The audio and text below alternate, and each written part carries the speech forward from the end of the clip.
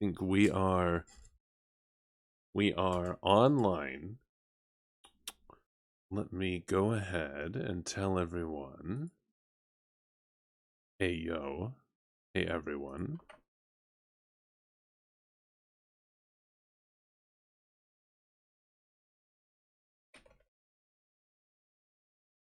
All right. Okay. We're getting some people in here. Let me just put on a little bit of music real quick. And we'll just kind of chill for a few minutes. Here we go. We're not going to chill for that long. Just want to get the call started. But I need a second.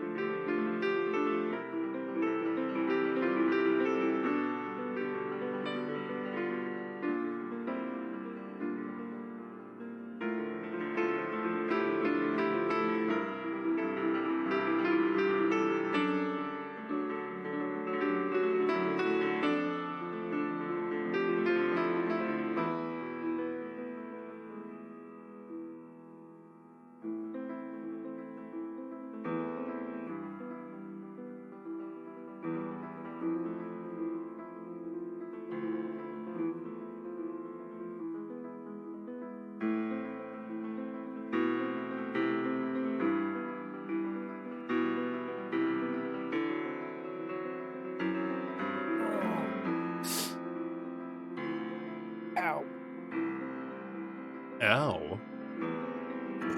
You in pain over? What did you do to yourself? Don't worry about it. But I am worried, because why are you hurting? Did you pull a pelvic muscle while jerking it? No. I haven't done that in... Wait. Anyways. All right. Love this conversation I've walked in on. It's a great start. A wonderful This is a start. great way to start. Amazing. So we'll be waiting for a couple of people, but we're not going to be like, oh shit, Crystal. Yeah. Your Vtube thing. I need your individual link. You know, once again, Lulu, you can grab it yourself. Can I? I don't know how to do that. Yes, you just go to the site and it's everybody's is in the call. Wait, really? Hold on. Wait, yes. Hold on. You're talking to me like I understand human technology on a consistent basis. You have to understand. I'm feeling I'm tech savvy. Hold on. Hold on. I'm trying. I'm doing my best. Give me a second. That's all we can ask for, right? You're trying. You did your best. You're doing your best. Okay, so I've got this. Here we go. Okay. Okay.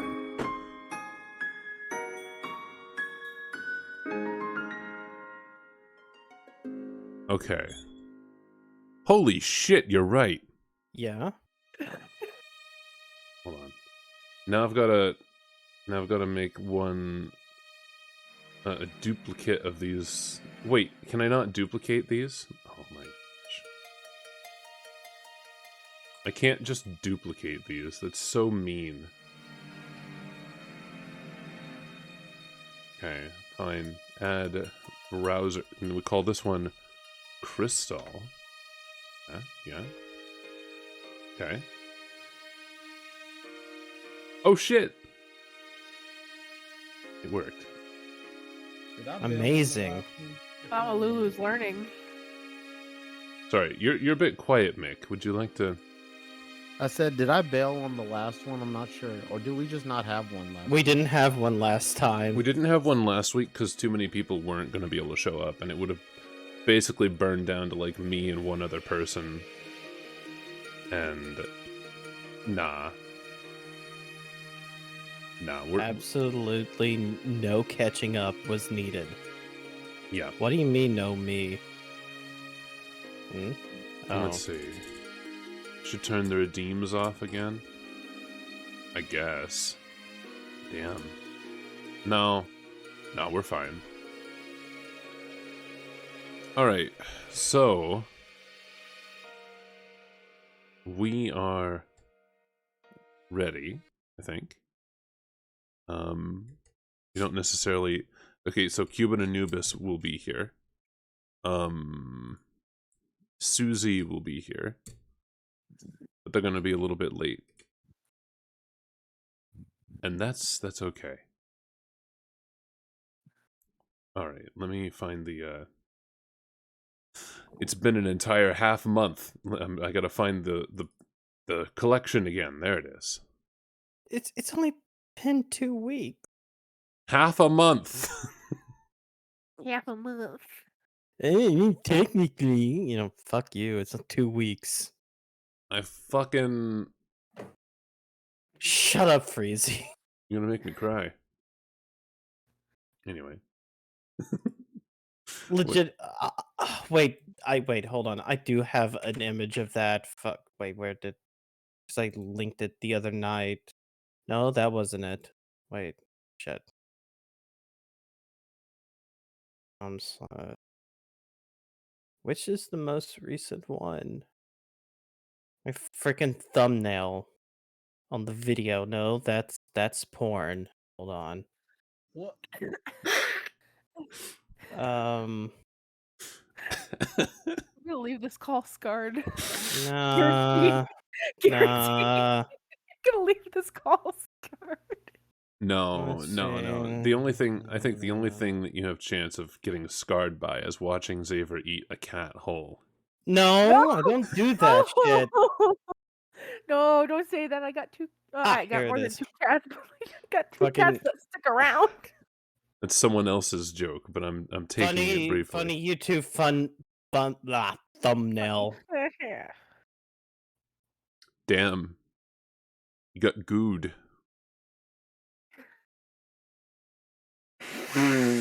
Oh, pardon me. Okay, so is anyone no. The only person who missed out, I think, the week previous was Mick, right? But Mick, you've read through this before, so one session of missed reading isn't too bad, right? Yeah. You can follow. Yes. But shit, I don't even have a good recap. Did this? Nope, we didn't have. All right, we're not after an animation, so. Yeah, we didn't end after an animation. A bunch of trolls kept on talking. I think Dave went into the video game. Dave finally joined Spurb, yeah, if I remember Yeah. correctly. And yeah. And now we're on to Terezi and John doing a talk, which we had just finished Carcat and John, which was a lot of me yelling.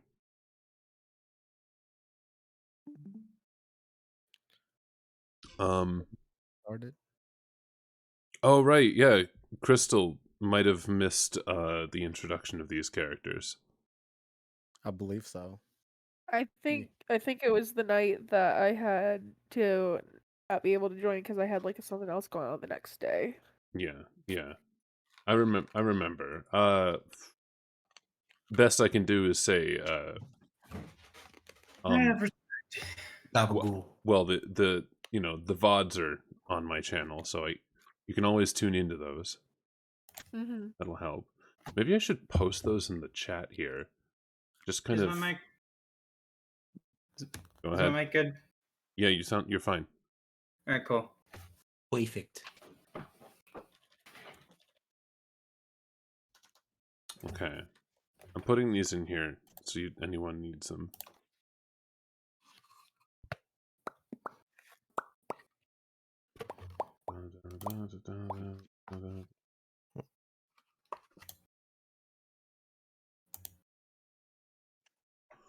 So if you ever need to catch up, because you might want to, Crystal, these will all be here.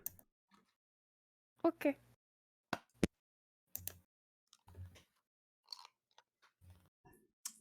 Actually, it's kind of convenient. Oh yeah, there was a lot of the fuck Midnight Crew. Yeah. I almost wanted to say Problem Sleuth. It's like, nah. That was really fun. Oh yeah. Basically, the entirety of that last one was the Midnight Crew stuff.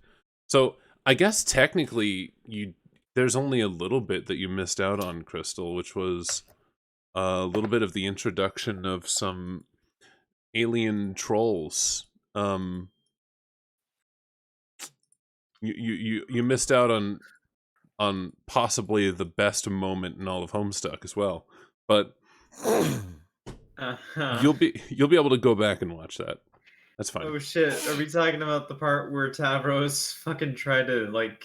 Don't spoil it. Don't worry. She can go back. It'll be good. It'll be fine. It'll be good. It'll be good. It'll be good. All right. So technically, isn't this whole thing gonna spoil her? Technically, yes, but also no. Not on the exact moment. Not on the moment itself. I'm always confusion, so I don't think anything's gonna change. Lamau. You know what? Relatable, honestly. Okay, so I think everyone's spaced out nicely now in the OBS chat. You should check on the Twitch. Yeah, can you guys see? Well, you'll have to find that because Freezy, my YouTube channel is linked everywhere. You can find it, easy peasy, no worries. All right. Apparently, my ping is 0 milliseconds. Mm. So anyone want to reintroduce themselves and be all like, "Hey, what's up?" I can go. Yeah, go. All right, yeah. I'm Atomic Sunrise, and I run a Monday through Friday stream, Monday through Thursday stream. Why did I say Friday? I do a lot of variety streaming, and I do Yakuza on Thursdays. It is a one-person show where I do like 90% of the voice acting because Yakuza was fairly poorly done. And that's how I feel about Yakuza 0.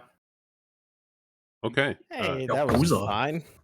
It was before they had the money to actually do it again, because they had to actually have I'm success. playing the fucking re-release. It's horrible. No, listen. The fact that it took like 4 years for us to get Yakuza 5, and we still had to skip out on Ishin, and Yakuza 5 was a digital-only version. I can understand the trepidation that Sega of America had for just going, not voice acting yet. It took a lot of success of Yakuza 0 to finally get them to go, yeah, let's do voice acting. Lulu, what are you doing? But it only has partial voice acting, and that's fucking weirder. No, it's like, They didn't even finish. Aren't there a lot of games with Why- partial why- voice acting though? I don't know. Just Well, I'm just trying to get everyone situated correctly on the stream so that everyone's yeah, Come on. situated, flinging me around like Yes. no abandon. Xavier was just flying around, just vibrating angrily while talking about Yakuza. it's having a rant. You know, I was I'm sorry, You I know- couldn't help myself. you Oh know, yeah, you can Ishin's just out eat next me week. off- Yo, I get to play Ishin next week. sorry. What are you saying, What a Crystal? shame. Now you can just yeet me off the screen as much as you want. Type exclamation point fling to fling Crystal into the void. All right. I'm on it. Anyone, Mick, Always introduce throwing me off yourself. the Go. screen. Hi. I am Homunculus. I am a voice actor and artist on Twitter. You can find my stuff on YouTube as well. I do a lot of comic dubs, and I am currently working on a 100 impressions video that's coming out pretty soon. I will just start by saying I apologize for the Skyrim noises you might have heard at the very beginning of the stream. I was not aware that the stream was started, so you might have heard me fighting in a Dwemer ruin. But anyway, hi. When I start the call, the stream is go. Damn. Sorry, Probably. but it's okay. It gives us fun little tidbits like that. Crystal, introduce. Hi, I'm Crystal Moon Cosplay. I'm a cosplayer and voice actor. I do a lot of Has-Been Hotel stuff, mostly Charlie and Millie, and sometimes Nifty. Currently in the process of finishing up a massive project called Anthony and Beast. You can check that out. We're gonna have a sneak peek trailer Friday, so go check that out over on Dork Studios. I'm gonna shout that out real quick. Hell yeah. And then that comes out on the 28th for the whole film. So be there or be square. I will be there and not be square. Because you I'm will gonna be need, like, around. an actual link. No, he'll be triangle. Mick will be a triangle. Lamau. Because I'm a cutie. Cuban Anubis, you want to make a quick introduction for yourself? Also, hello, Panderp. Welcome. Hi, I'm oh.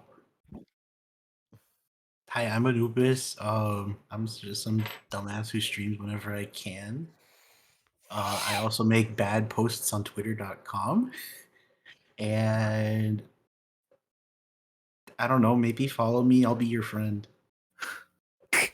Relatable. And last but not least, Frogman. Lizard. I'm a lizard. Please, I have a tail. Anyways, I'm So do Xavier. frogs. I'm a lizard VTuber. Shut up, Freezy. Who streams Sunday through Friday, though today I take off so we can be here. Except for last week where it was my birthday and I played through the majority of Quest 64, which is a thing that totally happened and was way quicker than I thought it was going to be. Currently, I'm going through a randomizer and a freaking hard mode fucking ROM hack of Fire Red. Oh. Yeah. Oh, I And got yesterday Fire Red. I tempted fate once again and played the Monster Girl Gamu visual novel demo. Yeah, the one that you had to censor because it had content not rated for Twitter, Twitch. Yeah, it's funny where like most of those scenes when there's a part where you bring one of each character into a room and there's your ghost aunt who is a dead like great aunt, and most of the time her booty was covered except for the one time it wasn't, and ghost vagina flashed on the screen and I had to quickly mute the source. So that's awful. only a I'm thing that happened. so sorry that happened to you. It doesn't help Jesus that the cowgirl character's kind of blouse is a little bit see-through. So if you look at it right, you can kind of see. Anyway. Did you not know that you were playing a fucking hentai Oh, I game? absolutely knew. I just thought the censor patch was working. Never expect the censor patch. Anyways, to it doesn't matter because I've after 3 years I finally beat Fucking demo wow. 2, so therefore demo 3, You know, whenever that happens. It's too bad. It's too bad I wasn't there. I spent all this time playing fucking Phasmophobia, talking about the Gussie, and I wasn't there to see it. I know. Like, trust me, you would still need to catch up because I've done this stream every Valentine's Day for the past 3 years, where I just started demo 2, went as far as I could, stopped a year later. Here's more demo 2. Stopped, finished it off this year. So you miss all sorts of funny little things like why the skeleton has titties. Skeleton titties. Skitties. We call them the skitties. The skeleton has titties. I think, Lulu, you might enjoy playing through that game, not on stream, but just like. Yes. It's ghost stories. That's bullshit.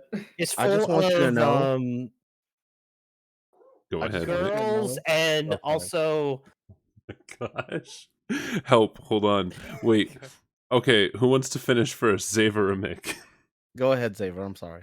No, I was gonna say it's full of girls, and I don't take this the wrong way, but quote unquote girl. What? As in, there's a busty boy. A busty boy. Yeah. A slime. I understand. Yeah, that's fine. He's like, I'm going to give myself tits, so I gave myself tits, bro.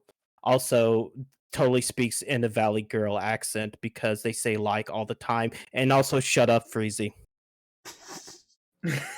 One of our chat members, Freezy, has a long history of antagonizing Xaver, even when it's not warranted. Rude? Happens. All right, what were you saying, Mick? I was just gonna say, I hope you know that as soon as you said skitties, I just heard it in Papyrus's voice. Yeah, skitties! Oh, the thing about the skeleton is that she's the daughter of a mafia boss, so essentially she should be speaking like a Jersey accent. Italian. Oh God. New York Italian. Oh. She was also wearing a Ron Paul t-shirt during the stream that I had on. Hey. You know, all of these conversations were very inappropriate, but the perfect way to start off a Homestuck stream, honestly. It is. But talking about bullshit. Recursive asks, okay, like, but are honestly, the titties both? No. Hinder no, sadly says hello, Mick. I see it. Hello, Panderp. I also saw Panda shouting me out for a second. So yo, what's up, my potato pancake home slice? What the fuck happened? What a- I think we need Did you to just call die a medical. little? I think Alright. we need to call medical. Crystal just straight up died. Well, I murdered Mick. I murdered Mick. well, it's good to have you all here, both the guests and everyone in the chat. I'm no However- longer here. However, we do have some reading to do now. So, Oh my god. as made mention, the trolls have started contacting the humans, and John gave the bunny to to a newt. So Casey. that's Her name is adorable. Casey. Her name is Casey. She's a newt. So I love her. now Crystal is back and can do all of the female voices except for Let's fucking go. Vriska. I can Except do the wife. Terezi if I feel can't- more I can't- confident in Terezi this time. Oh man. I can't have the one character I requested. It's okay. I'm just joking. Anyway, we'll Did you we'll not hear my wheeze? we'll once again be shuffling voices around at random. Hell, if Crystal wants to take one of the boys, she can. I don't even care at this point. It's my bad. Huh? God. I can be Hold John on. again. Pogged. Hold on, I'm stopping this ad. Oh yeah. So it's who wants to start off as John and Crystal, do you want to take Terezi? You can see her right there. Imagine what voice would go with this beautiful little face. It's gotta be a gremlin, right? I It- feel like it has to be a gremlin. If you want my personal headcanon, I think that I think she should sound like Peridot. That's my personal headcanon. I don't even remember what she sounds like Oh, anymore. Peridot. Yeah. Don't You touch mean that like sweet this? brain. Listen here, Steven. Listen Wow, here, that's Steven, you little shit. You know what? This will be perfect. You and Mick, John and Terezi, go. All right. Oh, hold on. Let me just Chef's blast the kiss. screen real quick. All right. Great. Oh god. Okay. John, stop hooking those salamanders and being so stupidly adorable. We are on Forster. We are on A. The 4 is an A. The 4 is an A. We are on Yeah. we are on a strict cheating timeline here. Table. Wait, Oh, It's the same fucking thing. Shut up. It's okay. oh Just take your time. table. Just take your time. It's I know okay. what my time was. Can't stop laughing. Fucking I can't. I'm a giggling stoner. What do you want from me? wait. Who are you talking to now? Is it one of us? Is it me? It was Carcino. I bet he is confused and grumpy. Yeah, sorta. He has no idea what you're doing. He has no. oh wait, skip the line. Fuck. Has no purpose. He has no. Damn, I didn't say all that. You have forgotten your purpose. I've forgotten my purpose. I hear him over there banging on those keys. I think this whole thing is just a way to vent frustration. You He can has no purpose yet. Not like you and me, John. Oh, he said to give you a message. Oh? He wants you to touch his bone lump or something. What? And that he's pretty much basically in love with you. Wait. Did he actually say that in confidence? Yeah, I don't know, pretty much. Can you copy exactly what he said? Oh no, I'm not going down that road. Besides, it was a private conversation amongst private gentlemen colleagues. Oh, and also you're going to punch him. I am? When? I guess in your future, but in your pretty soon future, I think. It's when he says stuff to you and you laugh at him. I'm always laughing at him. How will I know? Also, he says you said it's from me. From you? Do you want me to punch him, John? I don't care. I'm just the timey-wimey messenger here. I'm sure many highly justifiable and Well, Well deserved. and well-deserved punch will be thrown in due time. But let's stick to the game plan for now. John, take a look at where the shortcut took you. Turn around. Voice makes me laugh. Good job. I thought it was the numbers that were giving you trouble. Same. My fake dyslexia is actually working for once. Is that good? I don't know. So here we go. get a good peep gander at this damn site. What the fuck is that? It looks like something out of Oz. What the? It's fucking wild. Bunch Basically. of pipes and shit. Oh wow, what's that? It's your denizen's palace. My denizen? Every plant has has a denizen that lives deep underground, sleeping and guarding a huge grist hoard. Okay.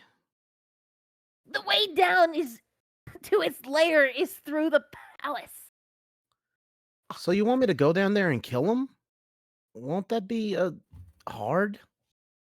Kind of hard? Ordinarily, you'd have absolutely no chance at your major level, but you have an advantage. Meager. Oh. Oh, meager Oh. level. Usually, how it's supposed to go is over the course of your quest, you'll wake the denizen, and then finally you go through the 7th gate, which is the only way into the palace.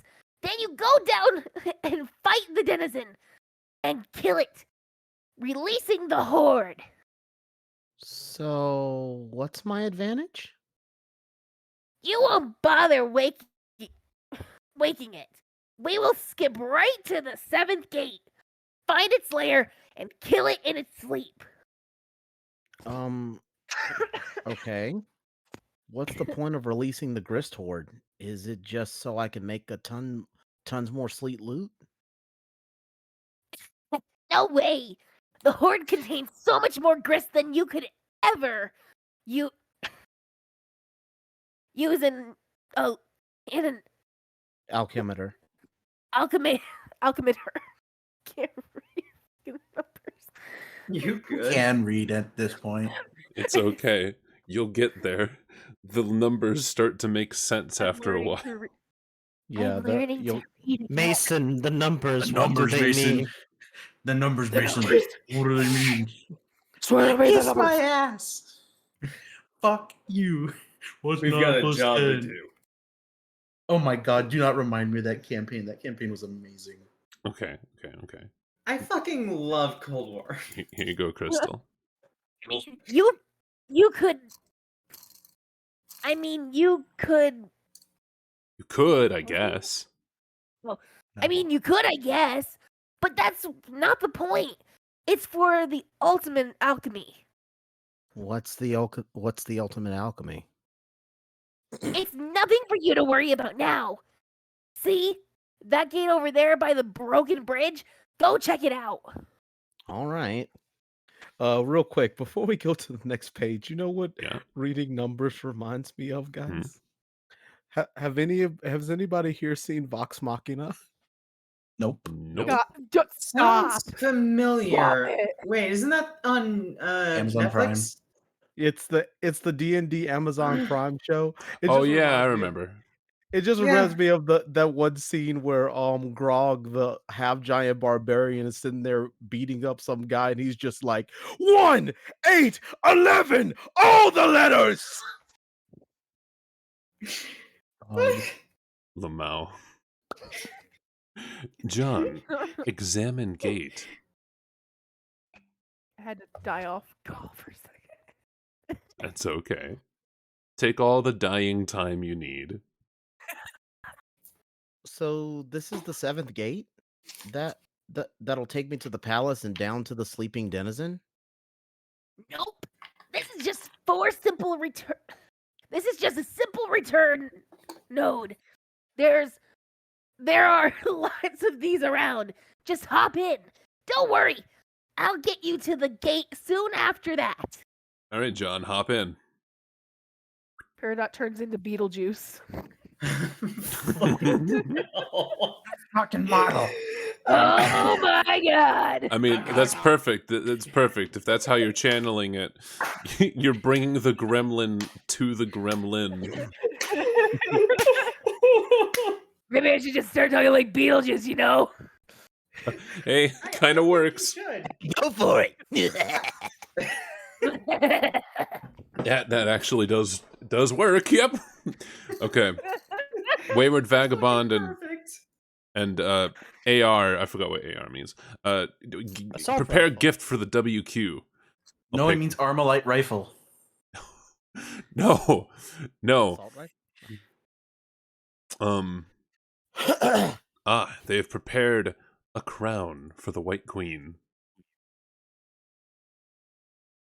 Oh god, now I'm just remembering last night. Meanwhile, I'm sorry. in a distant, discarded memory.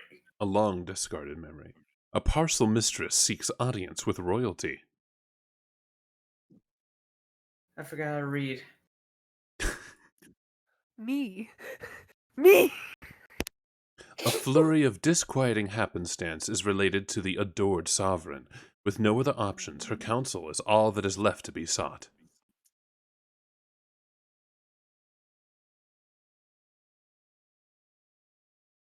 Took off the ring. Abdication is never ideal, but in the face of inevitable conquest, conceding ground can supply the only remaining advantage. The final hope for victory lies in patience and planning. The White King, of course, can be found on the battlefield. His crown may be retrieved there. The ring must be designated for protection. He will supply further instruction on this matter. The royal duty has been accepted,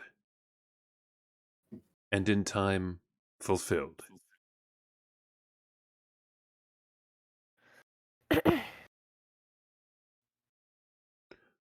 Rose, consult with Jasper Sprite. Oh, let me be Jasper Sprite. Oh boy. Meow. Says meow.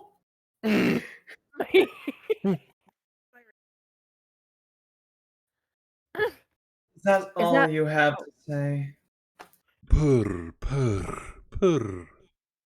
I thought you were supposed to be more helpful after the resurrection. Like a ghostly spirit guide. Wise, if frustratingly cryptic. Actually, cryptic behavior would be welcome at this point. This is just inane. Should I report to the others that my Colonel Sprite is a lolcat? Maybe Dave can take some screen captures and overlay some poorly spelled captions, assuming he hasn't already. Meow. What are you doing there, by the way? I'm fishing. Oh, so you can talk. But sadly there are no fish, I think. They were all eaten by the denizen. Who? It ate everything in the ocean and got so full that it took a long nap. No, there is surely not a single thing left. Which is too bad, because I'm pretty hungry. I think there might be some tuna in the cabinets. Oh, good idea. I will look there. Brr, brr. Jaspers, the message you gave me years ago before you disappeared. What did you mean? Meow. Hmm. I don't understand. Is there some meaning to these responses, or are you just being obstinate? You will understand when you wake up. Am I asleep? Yes. Rose, I'm just a cat, and I don't know much, but I know that you're important, and also you are what some people around here call the seer of light. And you don't know what that means, but you will see it's all tied together. All the life in the ocean, and all the shiny rain, and all the songs in your head, and the numbers they make. A beam of light, I think, is like a drop of rain or a long piece of yarn that dances around when you play with it and make it look enticing. And the way that it shakes is the same as that or what makes notes in a song. And a song, I think, can be written down as letters. So if you play the right song and it makes all the right letters, then those letters could all be the letters that make life possible. So all you have to do is wake up and learn to play the rain. Does that make sense, Rose? Sorry, I disappeared for so long. Sort of. It sounds like you aren't exactly in a complete command of this information yourself, so I won't press you on it for now. You're a pretty good cat, Jaspers. I missed you. Purr, purr, purr. Doing my best. I am also doing my best.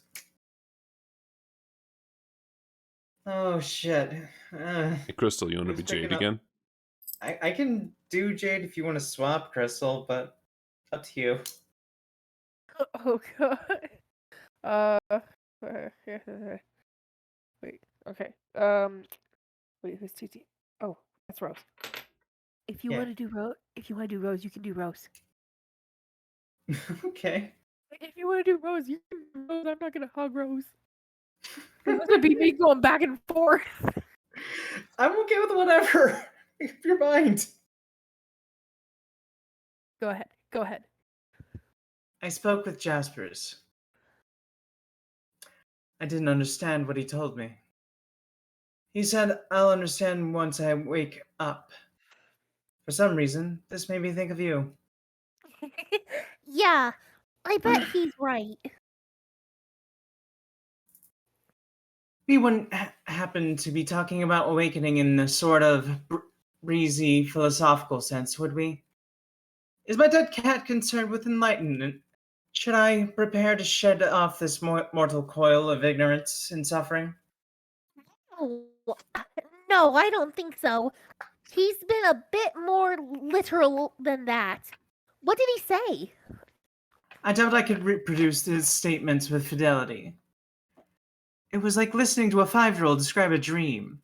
The content manages to take a backseat to the simple, heartwarming spectacle of the moment. Sorry, Well- there you go.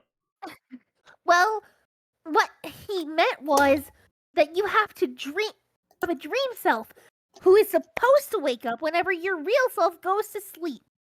We all do. All 4 of us, I mean. But see, your dream self still stays asleep when you go to sleep because you haven't woken up yet. I think I get it. I take it your dream self is wide awake while you sleep? Yes. And would I be out of line in additionally presuming this? Okay, excuse me. And would I be out of line in additionally presuming this has been the case for many years? At least as long as I've known you? No, you would not be out of line. In fact, I'm asleep now. That was to be my next wild presumption. So when I wake up, can I look forward to being able to message people in my sleep too? No, only I can do that because my robot. Oh, right. I suppose I forgot about your robot. You good? Ow. Sorry. Did you die?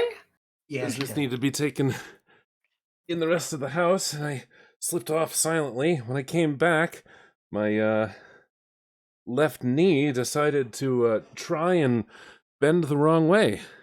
Did your bones Oh, try to boy. leave your body? I feel that. Oh, Your bones. sorry, did you guys finish this page? No. No. All right, where are we? Oh, Something my robot. bones. my short-term recall. My short-term recall seems to eschew the profoundly ridiculous. You guys can probably make your own, I guess. You need to wake up first for it to matter, and maybe by the time that happens, you might not even need them. I'm not sure if necessity is a concept I'd associate with such a contraption, even under the. I'm not sure if necessity is a concept I'd associate with such a contraption, even under some of the more obscure scenarios imaginable. But good to know, I guess. Here's another question, which I'm sure will look stupid once I've finished typing it. If my dream self is asleep, does this mean she's dreaming? And if she is, who's dreaming the dream? Her or me? Okay, well, I don't really know how to answer the second part, but yeah, she's dreaming. She's most likely lying in your bed, troubled and restless about things burdening her, which is to say you. Things about who you really are and what your purpose is, but you can't start figuring those things out yet because you're not awake, because you're not ready yet. That's why you have such terrible dreams all the time, Rose. Okay. How do I wake up? I'm sure it would help to start piecing together the clues to nudge your subconscious, or maybe face some things you haven't faced yet. I don't know. It's for you to find out. Maybe the stuff you wrote on your walls can give you a clue. Sorry. What stuff? Didn't Dave tell you? Tell me what? Are you saying that I defaced the walls of my room while not appearing to be cognizant of the scrawlings, like John? I really hope that's not what you're saying. It might freak me out. He said he was going to tell you. Hold on. Rose, pester Dave. I'll take Dave for now, if we ever get to Dave. Strider, I need you to do me a favor. Can you take a capture of my bedroom and send me the file? For no reason in particular. He's not answering. Yeah, he's pretty tied up right now. Can you hassle him via Esperb and tell him what to talk to me? Bop him on the head with a puppet or something. No.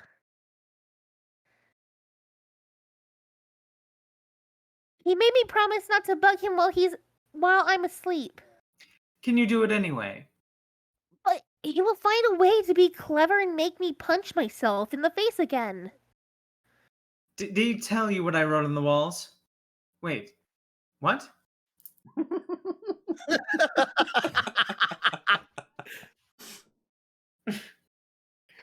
Wait, what? John, await further instruction.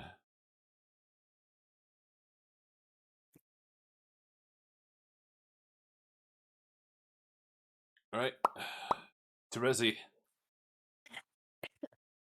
John, see that big piece of junk there? The rocket pack? Yeah, capture log that and send me the code. I got the codes for all the other Earth crap stuck inside it. From your friends. From different times when they were feeling cooperative. I can make it work for you. Okay, but you can't just subtract object codes from other codes. It's like mathematically ambiguous. Just like reverse and oring the flower pot alone could make hundreds of possibilities. Subtracting all three could be millions. Yeah, well, I'm not saying I'm anywhere near as huge of a dork as you or that I understand any of that. Computer codes. Taste to Computer codes me. taste to me like lots of tiny noodles and batteries. Needles. Oh, needles and batteries. Wow, what? I'm giving all these codes to our hacker guy. Oh man, you have a hacker? I bet he's the best. Hackers are always the best. Well, I'm sure. Well, he sure thinks he is. Who is it? Have I talked to him? No, he says he doesn't want to talk to any of you ever because he hates you. But he will do this because he won't be able to resist this challenge. Okay, BRB then. John, Captcha Rocket Pack. I feel like Peridot was better. Nah, it's fine. I mean, I can go back to Peridot, but it's literally just Beetlejuice, not as aggressive.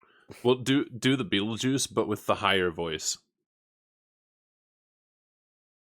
Oh my god. I don't know. That's basically it. Go for it. Perfect. Okay, here. DSKJHSDK. Or for those interested.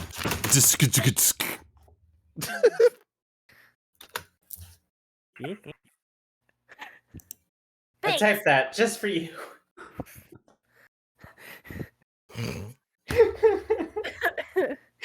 Thanks. Wait, those kind of seem like random key Mashings. mashings. Are you messing with me, John? No, they sort of are random, but it's the right code, I promise. Oh, okay. Be back in less than 1 second. For sure. Achoo! Achoo! Achoo!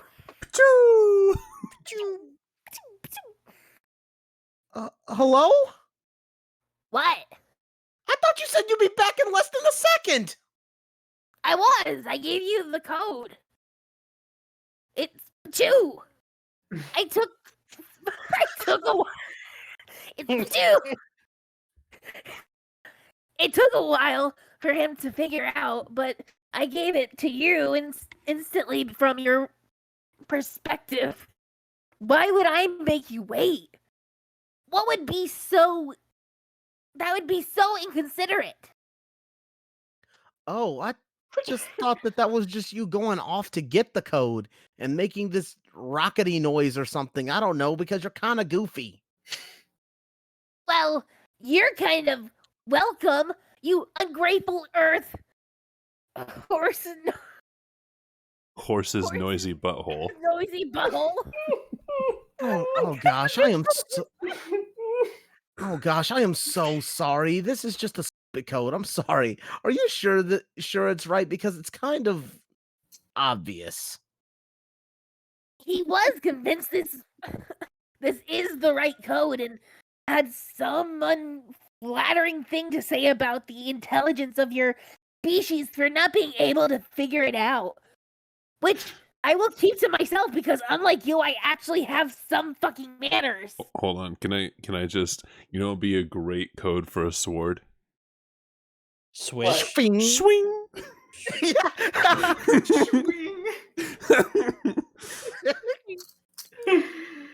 Terrible. Blah, oh man, I love got that. so blah, oh man, I got so served, blah. I am unfazed by your human buzz. Anyway, if it was so obvious, why didn't you guess the code? Well, you see, the explanation is perfectly simple and scientific. It was because shut up is why. I guess I'll make this rocket now and see if this dumbass code actually does the trick.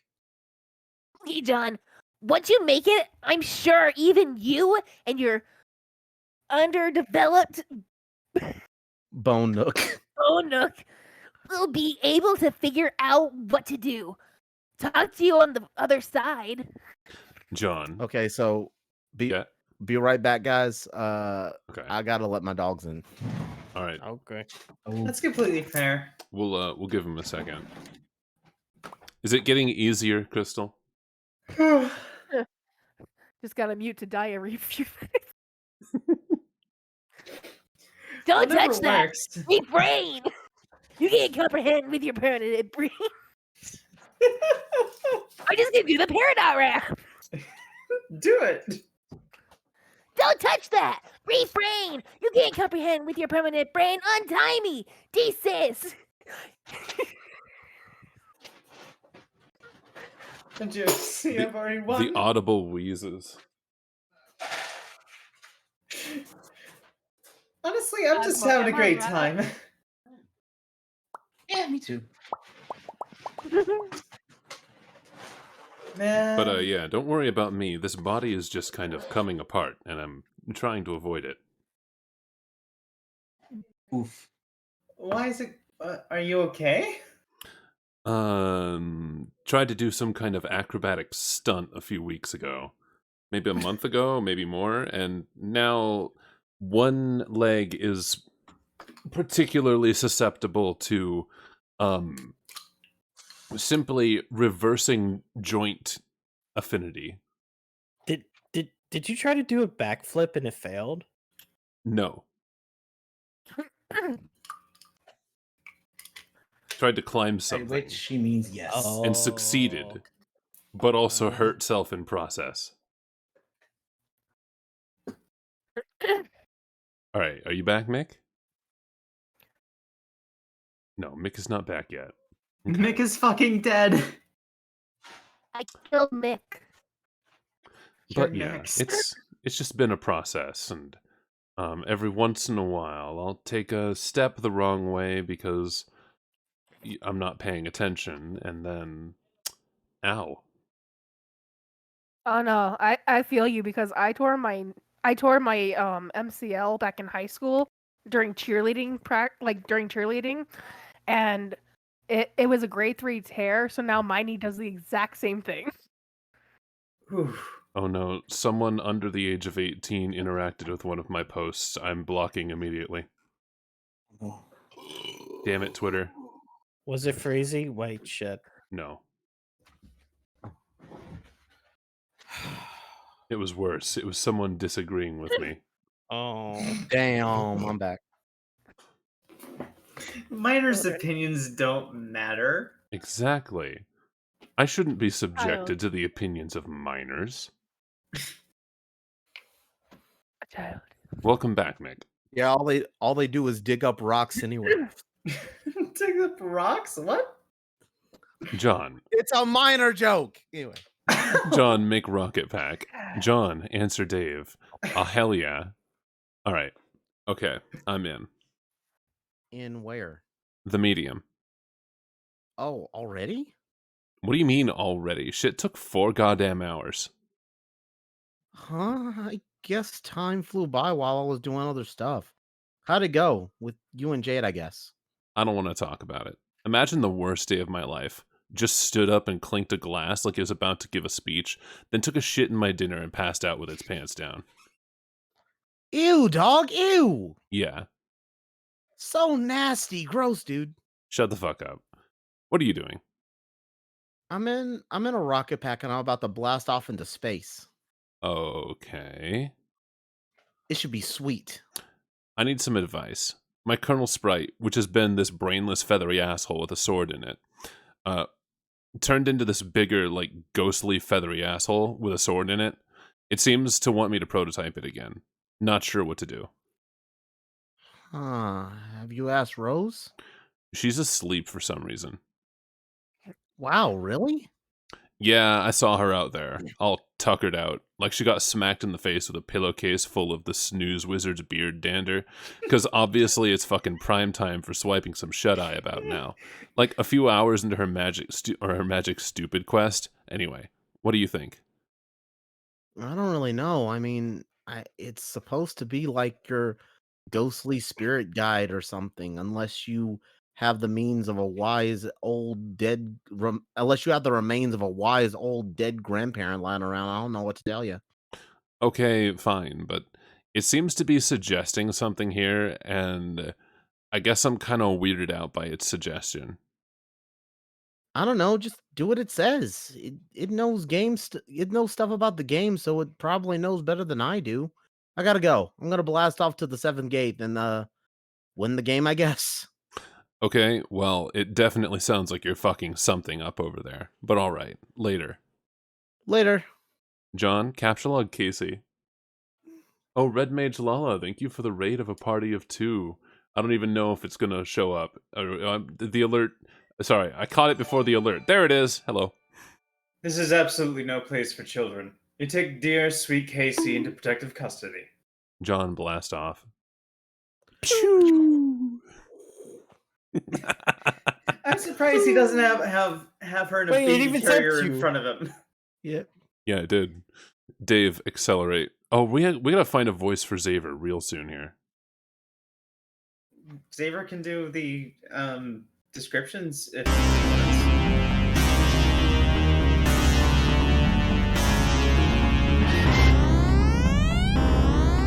God, I love this planet. So good. Look who made the music. Oh shit. It's the boy!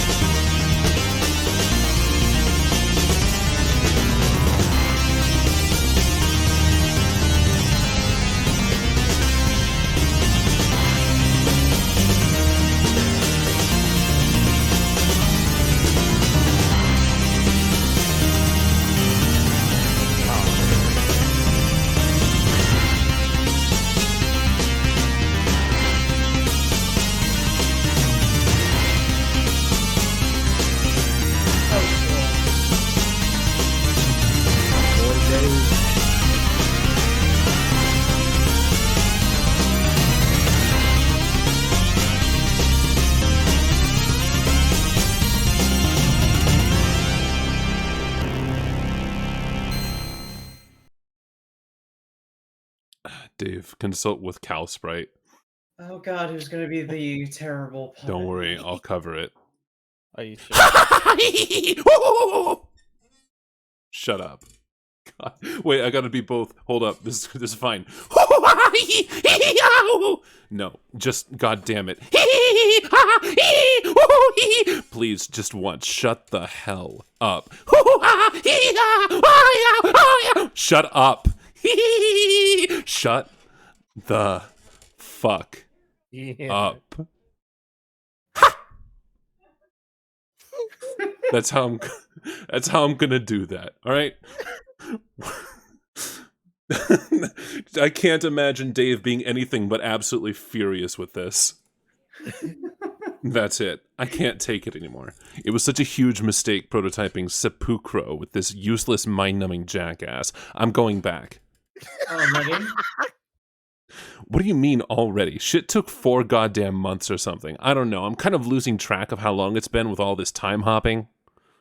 It just sounds like you're making a rash decision based on temporary aggravation with a laughing puppet.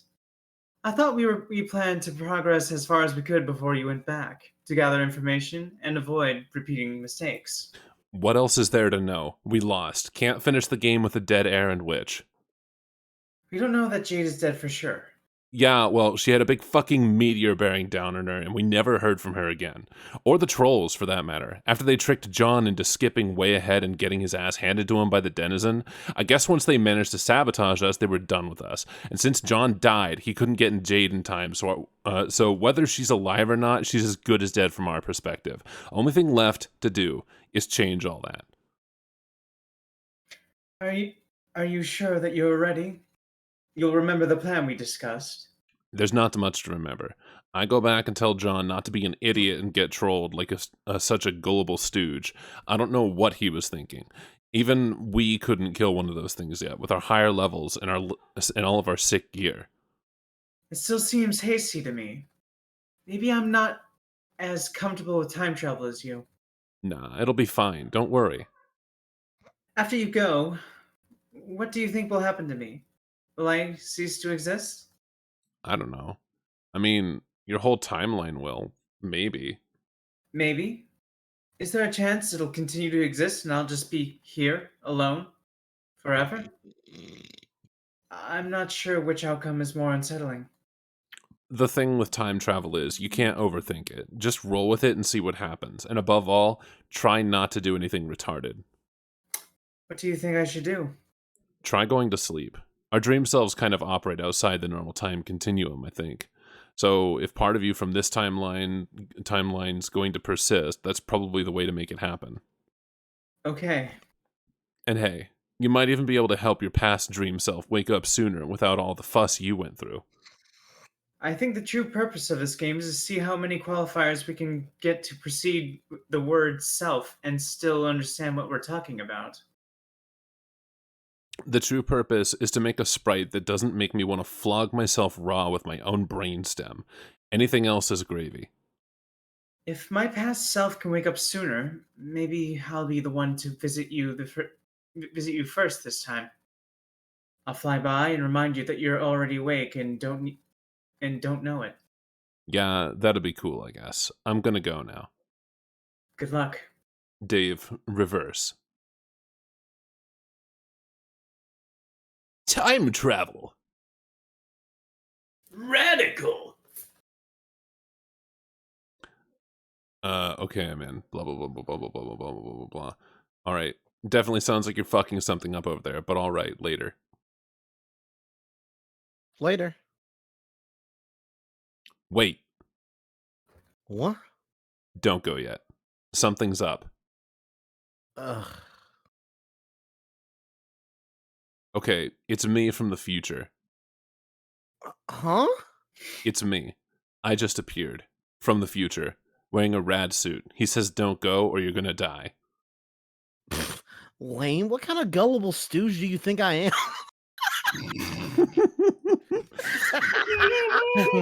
He says, I don't know, gullible enough to trust a lead-speaking troll who wants you dead and strap on a rocket pack because she said to? This is some terrible April Fool's prank, but it's 13 days too late. Remember, you're talking to the pranking master. Okay, that was probably the dumbest thing you ever said just now. If future you is real, then why don't you why don't you let me talk to him? Do you hear what you're saying? Oh my god. This guy is me. If I get him to talk to you, you're just talking to me again. Jesus, it proves nothing.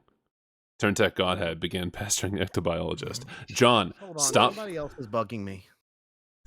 Sorry. John, stop being a tool and unbuckle yourself from that piece of shit. If our friendship means anything, you'll listen to me and pass Dave. This is future Dave, by the way. Wow, you're really pulling out all the stops for this stunt. Using your phone and computer at the same time to message me? You're kind of going through with a lot of trouble, actually. I don't even know why you're bothering with this. Yeah, exactly. Why would I bother? This sort of cornball horseshit is your cup of tea, not mine.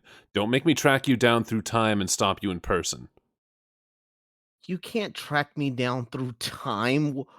What you can't catch? Pachoo! Oh god, did you just blast off? No, but it would have been sweet if I did just then. Well, just don't, okay? I'm turning this timeline over to past Dave, and helping you all stay alive and do this thing the right way this time. Just stay on the goddamn ground, for fuck's sake. Okay, I guess. Boink. Oh, your shit. Hey, Sup. Sup? Sup? Pachoo. This is stupid. Rose, pester Dave. Alright. I'll relinquish Dave and give it to Xaver now. Xaver, you are permanently gonna- all the Daves. I am all the Daves all the time. I'm giving up Rose and trading in for Jade. Okay. Can I try Rose? Sure. Strider, I need you to do me a favor. Can you take wait, we read this already, didn't we? Yeah, read this Yeah. bit, but it's fine. Go ahead and do it. It's your voice. Okay. No, it's all the same. It's both of those pages. Oh. Can you capture can you take a capture of my bedroom and send me the file for no reason in particular? He's not answering. Yeah, he's pretty tied up right now. Can you hassle him via Spurb and tell him to talk to me? Bop him on the head with a puppet or something? No! He made me promise not to bug him while I'm asleep. Can you do it anyway? But he will find a way to be clever and make me punch myself in the face again. Did he tell you what I wrote? Did he tell you what I wrote on the walls? Wait, what? Rose, prepare for nap. Saver, do you want to do the text? I guess. Wait, wasn't You actually, go ahead. what You has you go ahead and do the Cuban narrative. done? No, go ahead. Huh? Cuban? about Oh yeah, Cuban? Anubis. Anubis, do you Yeah. Hello. want to do narration? You bundle up your knittings into a cozy nest. You aren't all that tired, though. It's hard to imagine falling asleep without the luxury of... Hold on, I'm reading from the stream. Harley's narcolepsy. Future Dream Rose cease to exist. Oh no. Well, here I go, ceasing to exist. Pew.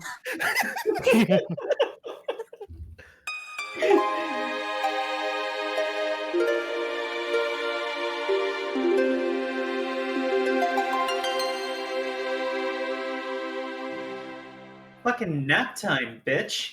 Dave Sprite, Troll Gallows Calibrator. It's Don't talk to time. John anymore. He's an impressible doofus. Your plan didn't work. I mean, it did. But then suddenly it didn't. So you might as well quit trying. You smell like orange creamsicles. What? You're aliens. Do you even have orange creamsicles? Of course, what kind of awful civilization wouldn't invent orange creamsicles? Not one I'd want anything to do with. Okay, pretty far-fetched, but whatever.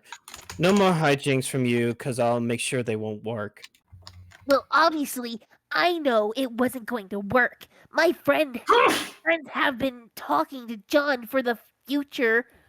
Oh, from the future, your future, where he's not dead. So there was no way what I did was going to kill him. I just wanted to mess with him and stuff. I don't think you're following. You did kill him, sort of. Then I went back in time to stop him. Yeah, I guess there was a chance something like that might happen. Alright, but did you guess that by trolling John to his grave and making me splinter off, into an alt okay, sorry. timeline, that you were basically complacent in making our timeline go that way and is supposed to, way it was supposed to go all along, where the future me is now helping Dave and we just keep playing and our actions ultimately lead to the trouble you're all in now, thus leading you all to troll us incompetently? Oh. No, I didn't think of that. Yeah, see, none of you have ever thinks anything through. Who's in charge of the timeline management there? I gotta give him the business. He doesn't want to talk to any of you and has Misgivings. misgivings about this whole thing. Not all of us are that enthusiastic about trolling you guys. And they're the ones who are sort of suck at it. Well, at least you got John off himself, so I guess you're not totally incompetent like the others. Like that awful rapper. So John actually did what I said? Yeah, I'm telling you, huge pushover. He will do whatever you say, unless it happens to be for his own good. Then all of a sudden he's a tough nut to crack open. Go figure. Yeah. Now I feel kind of bad. Are you sure I can't talk to him? Even if it's just to apologize? Would that be okay with you, Sir Brave Knight? Yeah, that's fine, I guess. No more coy bullshit antics, though. Not even like an idiotic angry winking emote. Or what? Sorry, I had to go You're get some going food to- real quick. You're going to hunt me down through time? Oh no! Yeah. You do realize I'm way higher on the Echelon. ladder than you, even if you are from the future. Are you sure you want to get your clock cleaned by a blind chick? Okay, even if that's true, I just merged with an impaled orange goddamn bird, and now I got all these crazy powers. Ugh. Self-prototyping, so dumb. This is why you all screw up so bad, always bending the rules like that. Oh well, can't stop you now, so might as well drop it. Hey Dave, What? I've been researching some of your Earth soap operas. Is this you? Go planet! Oh Jesus, fuck no! No, Why would that Jegus. breath take? Oh Jegus. Sorry, it's like what really sucks is for some reason my fucking bitrate on this stream keeps dying. Oh Jegus, fuck no! What would that breathtaking douche remind you of me at all? But he has fiery personality. Hey, Has a fiery personality. Sort of brash and impetuous. And your face, like fire itself. Now I know you're bullshitting me. Do I seem like the kind of guy who would accept a magic ring from Whoopi Goldberg to awaken some egregious homo fantasy from a ripped blue dude's mammoth eco-friendly bulge? What guy? That guy's an asshole who needs to be sealed in a duffel bag and whipped something ungodly with a bamboo shoot. Who's Whoopi Goldberg? Who cares? Relevant. Okay, I made some modifications. This is so you.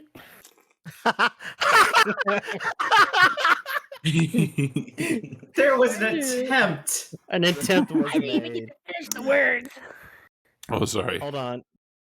It takes a sec. Okay, there we go. This is so you, Dave. Come on, admit it. What? Okay, yeah, that's pretty much fucking spot on. You're actually pretty good troll. As long as you don't bug John, I guess that's all there is to say on that. Thanks, Dave. To be fair, I'm sure every one of us wishes we thought of future self prototyping first. So, you're not really all that terrible. Dave Sprite, chill with Dave. Who are you talking to? Just telling a troll to step off. Okay, cool. So now that you're a sprite, do you know, like, everything about the game?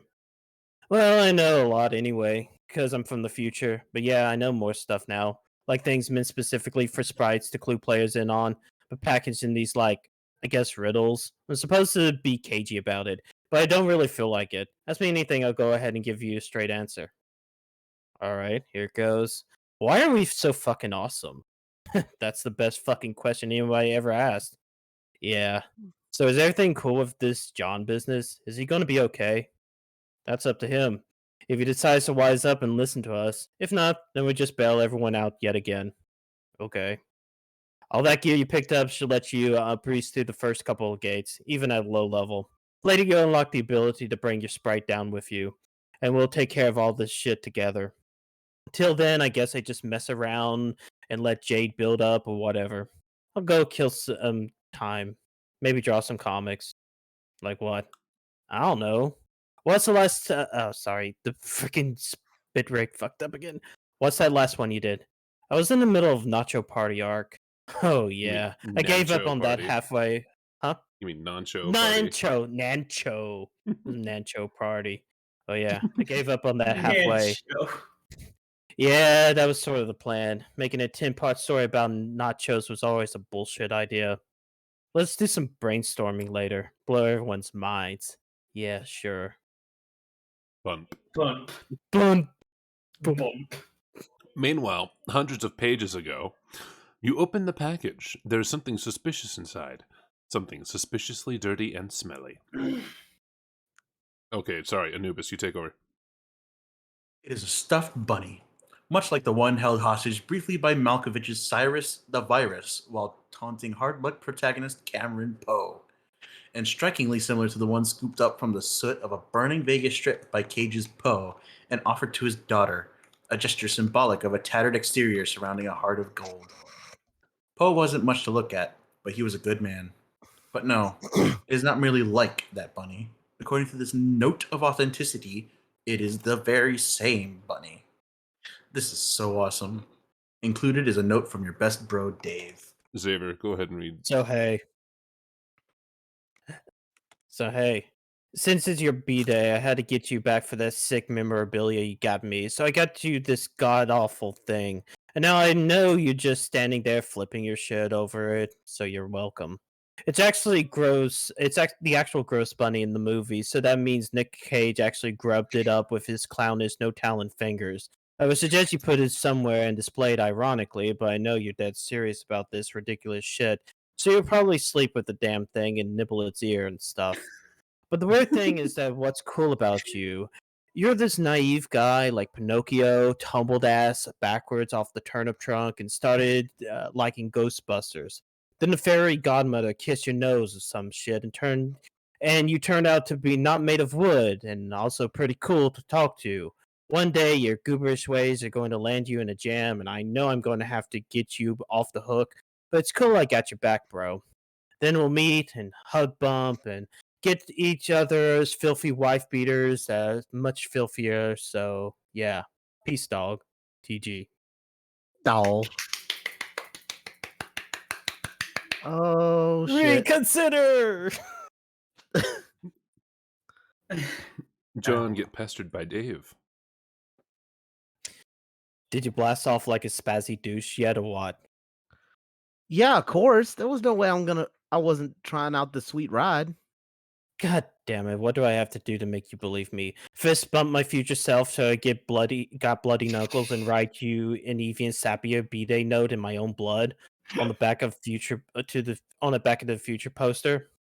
Relax. I'm not going through the gate. I'm just flying around and having a good time in the sky. Oh, okay. So you believe me then about future me and like him turning into a floating sword bird. Okay, I don't know anything about that, but it doesn't matter. You're my best bro, and if you say not to go, then I won't go. Hey, can you hold on? I'm getting trolled again.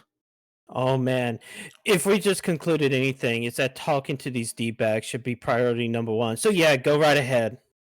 Okay, BRB. It's Carcat again. Let me swallow this pizza. Fuck. Do you still want to do Carcat? Yes, I do. I fucking love pulling out my shittiest Vic Mignogna impersonation and getting angry. Beautiful. Go forth. Destroy them all. I keep scrolling backwards through your adventure, trying to piece together how you botched this up so badly, and I keep finding these striking pockets of foolishness, like what you're doing now, riding your little red rocket like you're a freshly hatched human larva and this is just all a big school hive rumpus respite. Humans aren't hatched from larvae, dummy. We don't hatch at all. We're born as like these little pink monkeys called babies. Bullshit! That's not what you just told me! What did I say? I'll paste what you said! I thought you didn't like going down that road, copy and pasting future past conversations. Why would I have a problem with that? I don't know, that's what you just told me. Whatever, look. EB, this is really weird. What's so weird about it? Well, normally humans hatch from these, like, slimy pods and then wrinkle out as little pink larvae. Oh, really? Huh, maybe we have more in common than I thought. I was punking you, dude. Or at least I will be in our next conversation. Thanks for the great prank idea. Ah! Why would you trick me about that? What is even the point? I don't know, it was just a friendly prank. Don't you ever play pranks? I mean, of course you do. One of you just tried to prank me good. What? Who? You'll find out. Well, fine. I guess you got me back, sort of, for my trolling, even though you haven't even read my worst trolling efforts yet. Because they happen in your future, and even when you didn't even, and even then you didn't even mind much, almost like you were delighted to hear it. Kind of perverse, really. What's wrong with you? Well, we're friends by then, aren't we? Or sort of like reversed anti-mutual friends? What the hell does that even mean? Look, you're gonna have to face it at some point that you're learning the meaning of this human emotion called friendship. Is friendship really an emotion? Yes, absolutely. I guess it's hard to see how we become friends. This is so frustrating. Every time I go further back into your past and talk to you, you say stuff that pertains to my immediate future, and then you won't explain to me what's going on because it's already old news for you. Dude, you've been doing the same exact thing. I've done no such thing. I've been exceptionally informative and helpful, if justifiably acrimonious. You never answered my question. You never answer my questions, though. How am I supposed to know what's going on or what you're alluding to? This game is kind of like a million guides. Everywhere you turn, there's another way to figure out what's going on. So please, go secrete me an earth river through your strange human tear ducts. You've got sprites, exiles, guardians, consorts, time-hopping future selves, mystical dream oracle doppelgangers, and if that wasn't enough, your particular group of players is lucky enough to have us to give you the scoop on stuff, through a sort of subversion of the whole damn thing, even though we hate you, and even though the fact that we hate you is an immutable fact, as unalterable as this writhing knotted hell of a timeline choking us all to death, it does not mean we have any reason to withhold any information from you, or dish it out through crypto-baffling mindfuddlery. So go ahead, ask me anything. Okay, what's the point of the game? Ask something else. Already told you that. It was this whole big conversation we had. Fine. Where are you now? In the medium. A separate session from yours. No. I already know that. You told me already. You already told me. I did? Yes, in your future. Damn it! What I mean is, are you in your house right now or in one of your magical lands or what? You just curious because you can see me and I can't see or know anything about you. We're hiding in the Veil. What's left of it. What's that? It's a huge belt of meteors, orbiting way outside of Skya, beyond the orbit of the planets, dividing the medium from the furthest ring, where Durs orbits. Durs? The Dark Planet. Prospits the light one near Skya. Well, geez, how am I supposed to know any of this? You'd probably find out sooner or later from your dumb grandma. But by fusing with the sprite, she has to withhold stuff and be mysterious and all, to make your adventure seem more magical. It's infuriating. Okay, so the Veil is a bunch of meteors. What do you mean, what's left of it? Okay, there comes a time when black inevitably beats white. On the battlefield in the center of Skya, the king or the White King is captured or killed or something. That's when the reckoning starts. Okay. The rulers of Durs, the Black King and Queen, get the power to send the Veil towards Skya to destroy it. That kind of starts your big countdown when shit gets serious. So it's up to us to save it? Yeah, you have that long to kill the Black King or Queen and King, and Skya itself sort of buys you some time by activating its defense portals to catch some of the meteors. The threat gets bigger the longer you take, though. Smaller meteors come first, and they get progressively bigger and bigger. And there's only so much of them Skya can absorb for you. Okay, but it sounds like we've got plenty of time before that happens, right? That's just it. You don't. Ordinarily you would, but your reckoning starts much sooner because of some dumb things you've done, and completely blew it already, and you have no chance of winning anymore, which ordinarily would be fine. Just another bunch of losers to fail at this game. It's what you do later that causes so much more trouble than that.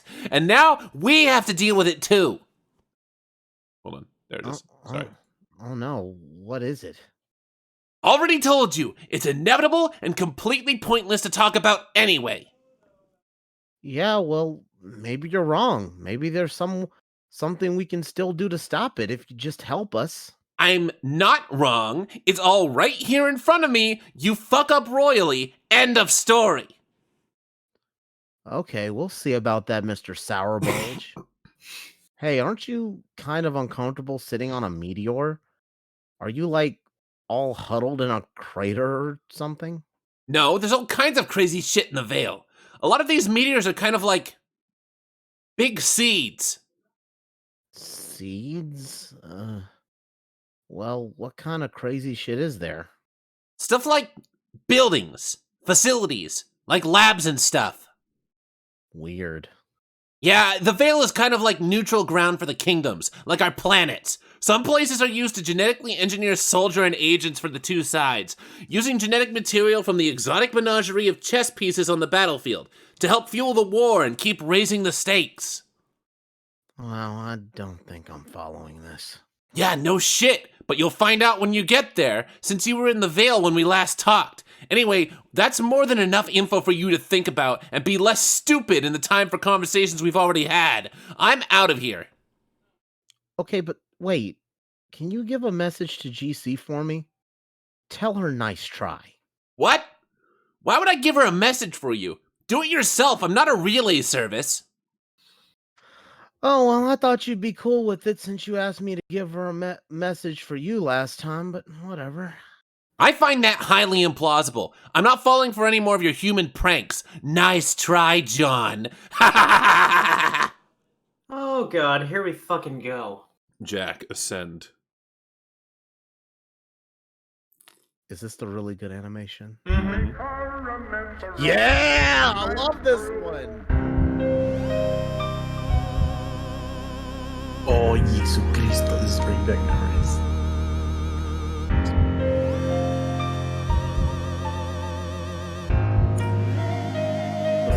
The song in this is so dope. Shh.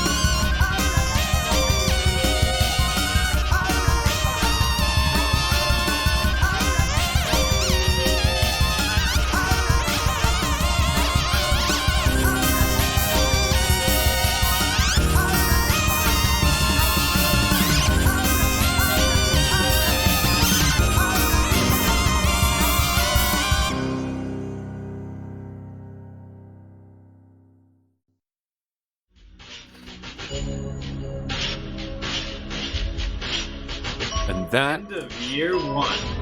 that was 1 year of Homestuck. Damn. Fucking clogged out. Ugh. Locate fourth wall. Activate. Andrew Hussey. Oh. Engage in highly indulgent self-insertion into story. What? Oh, hell no. This is always such a terrible idea. Leave me alone. Andrew Hussey. Yo, it's the picture in the background. The one that got commissioned, but Yep. took the money and did something else. Yo, my name is Andrew Andrew. Hussey. People call me the Huss. Andrew Hussey, Oh my examine God. the wall. You really wish your side of the wall had an off switch, which is to say, I really wish my side of the wall had an off switch. Andrew Hussey, forget it. Go back to work. Okay, you're just going to ask me to recap Homestuck, though. I don't know why you'd want to sit there and watch me type. This is going to be pretty long. Andrew Hussey, recap first year of Homestuck. Homestuck began on April 13th, 2009, the 13th birthday of our chief protagonist and future boy Skylark, John Egbert. 3 days prior was supposed to be the day he received the Suburb beta in the mail, but it was running late. It showed up later that afternoon, and after overcoming a variety of domestic adversities, he retrieved the game, along with a birthday package from his internet friend, Dave Strider. John soon established a game connection with another friend, Rose Lalonde, who'd spent the day badgering him about playing with her after unsuccessfully attempting to convince Dave to play. Upon connecting, Rose was able to manipulate John's environment, move his furniture around via cursor, and restructure the shape of his room. John was unable to do this to Rose's environment, however. He'd installed the client copy of the beta and required the server copy for that. The server copy was trapped in his dad's car, along with a birthday package from another friend, Jade Harley. Jade messaged John inquiring about the package. As of this moment, neither her package nor the server copy has been recovered by John. Rose had also prepared a package for John, but had not mailed it yet. It still sits in her room. Dave's package contained the authentic stuffed bunny from Con Air. In addition to allowing Rose to control John's environment, Spur provided an array of devices Rose deployed throughout John's house. These devices used together provide a system by which the players could manufacture any item using the code on the back of that item's captcha log card, if they gathered enough grist to pay for it. Later, they would learn to combine item codes to master the art of punch card alchemy, whereby items could be fused together in purpose and design.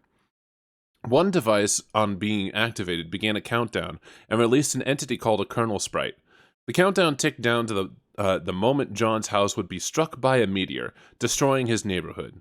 To escape this demise, John had to use the devices to manufacture a special item that looked like a blue apple and take a bite out of it, in order to transport his entire house just before impact to the safety of a mysterious dark realm, where his house would situate itself atop a tall rock column high above a blanket of clouds. This realm is called the Medium. Before he entered the Medium, though, John and Rose prototyped his kernel sprite with the large harlequin doll that his dad got him for his birthday, transforming the sprite to bear its likeness, including the ways the doll was disfigured via earlier hijinks. It had a slashed eye and one arm, and so too did the kernel sprite when John entered the Medium. The sprite's kernel hatched. Thus, when John entered thus imbuing all the enemies John and his friends would face with properties of the sprite. The lesser adversaries John faced first, Shale Imps, all wore harlequin garbs. They became more powerful and more radically mutated with each successive pre-medium prototyping. After entering the Medium, John's dad was kidnapped by imps. While John was looking for him, he accidentally prototyped the sprite with his grandmother's ashes, transforming it again. This prototyping had no effect on the enemies, since he was already in the Medium, and the kernel had already hatched. Instead, only the sprite was affected, and it took on the appearance, personality, and memories of his grandmother, becoming Nana Sprite, a game-supplied, albeit customized, guide for John. She explained aspects of the game about Spikaya residing at the center of the Medium beyond 7 gates floating directly above his house, and about an eternal timeless war fought there between dark and light, one that light was always destined to lose. Rose, who'd been having frequent internet connection issues, lost her connection as she tried to lift John's car to retrieve the game and the package. The car fell into the abyss below. A storm caused her house to lose power, along with its wireless internet connection. Her laptop was able to run on battery power for a time while she tapped into the wireless signal from the laboratory next door. When her laptop ran out of power, she had to overcome more family strife and endure a gift pony in the process, to go outside in the rain and plug it into the small generator outside the mausoleum of her dead cat Jasper's. She continued her session with John inside the mausoleum while the meteor-sparked forest fire surrounding her house grew more intense. From the house, Rose's mom opened a secret package in the mausoleum to help her escape. The passage led to the lab next door, where Rose found a table, portable source of power, and internet for her computer. She also found a terminal projecting the impact times and locations for the millions of meteors presently bombarding the planet, along with all the other live sessions of other players around the world. She also found a little girl's room, a mutant kitten she named Vodka Mutini, and a cloning machine operating through the science of ectobiology. Its terminal was locked on to her cat Jaspers at whatever point in his life the user specified.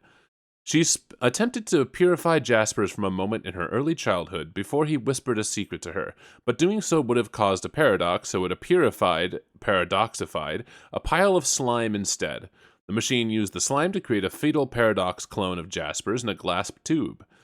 On the monitor, Jaspers then told young Rose the secret, then vanished, only to show up dead weeks later and put into the mausoleum for years until the present.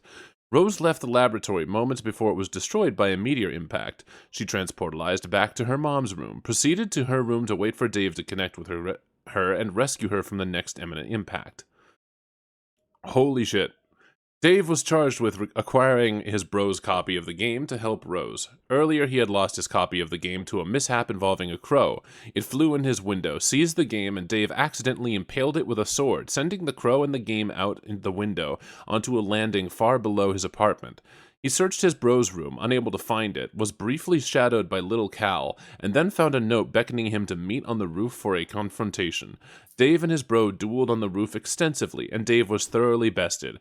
Upon defeating Dave, his bro dropped the copies of the game and flew off his rocket board into the sky. Dave used the copies to connect with Rose and quickly deployed the devices while her house was on fire, surrounded by flaming tornadoes, and minutes away from being destroyed by a meteor. Rose prototyped her kernel sprite with Jaspers, specifically to understand the meaning of the secret he whispered to her years ago. She was advised to do this by Jade, who told her about the game in the first place. Dave then prototyped the kernel sprite again, with the tentacled princess doll given to Rose on her birthday by her mom. Both of these prototypings would have an effect on the enemies. Once Rose entered the medium and the kernel hatched, Rose used the alchemitor to create the special item, for her, a purple wine bottle which she needed to break to enter. She eventually did, transporting her house just before the meteor collided. Oh my gosh. Do we actually want to read the entire summary? Oh No? God! God, no. please, no. That's gonna take like 7,000 years. Yeah, AH, I didn't read any of that. Do something less boring. MSPA reader, shut the hell up. Andrew Hussey, retrieve arm from background. Huh? Oh, Cal, please, not now. Oh, yeah, he made a real Cal. How cursed does that look, guys? It kind of reminds me of that Sally sex doll from that somebody made. Wait, Jadisky, what do you mean hits very different considering recent shows? Excuse me? I think that was that was a while back. What do you even mean? Sally sex doll? Hold on.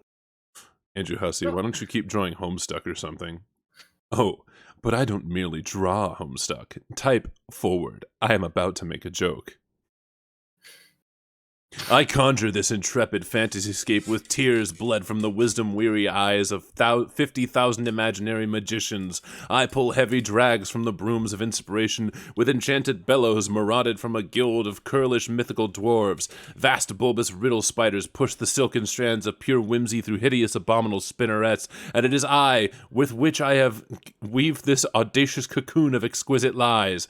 And when it hatches, a great moth of titillation will awaken and roar and beat its wings, and the powder settling down will arrest the humors of an enormously terrible old beggar, relaxing the vulturous leathery vice grip he's fixed around your captive mind.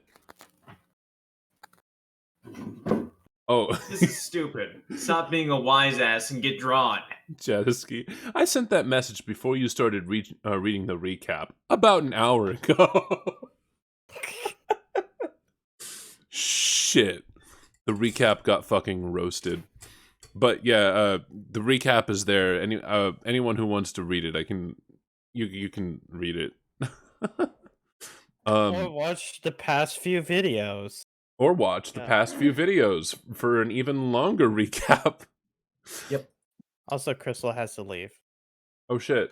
Okay. Sorry, Crystal. Pepperoni and pepperoni. It was great having you here. Look what your recap did. You're not wrong. Wow. All right, it won't be that exciting to watch though. I'll pull up Photoshop again. Here's the file I was using for the fourth wall. What do you want me to draw? Andrew Hussey, can you show us what's going on with John again? Sure. Pew. How about if I drag the content from one of the John files onto the fourth wall layer, so we can make a more graceful transition out of this ludicrous, highly disruptive self-insertion arc? Andrew Hussey, that sounds like a good idea.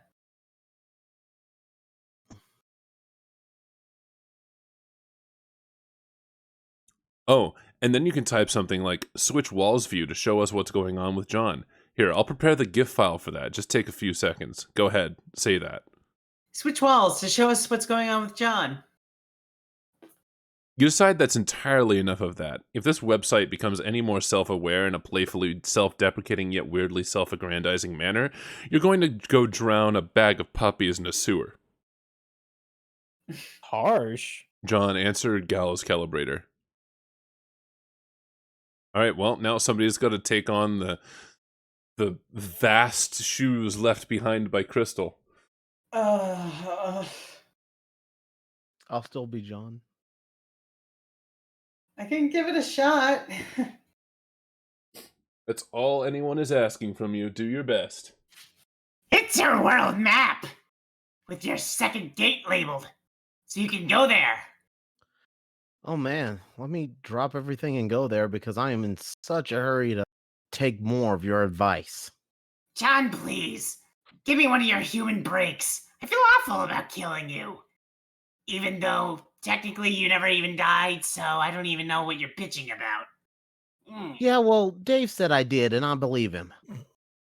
That is because he and you are best pupa pals for life. Can I be your pal too, John? I don't know. I thought you were okay for a while, but now you're kind of giving me the creeps. Jigus, John. What? I'm invoking the name of your Earth Jigus to express my frustration. You mean my Earth Jesus? I don't know. Do I? Do you have a troll Jesus? John, we have the best troll Jigus. You don't even know. Wow, really? Or is this a joke? It's a joke.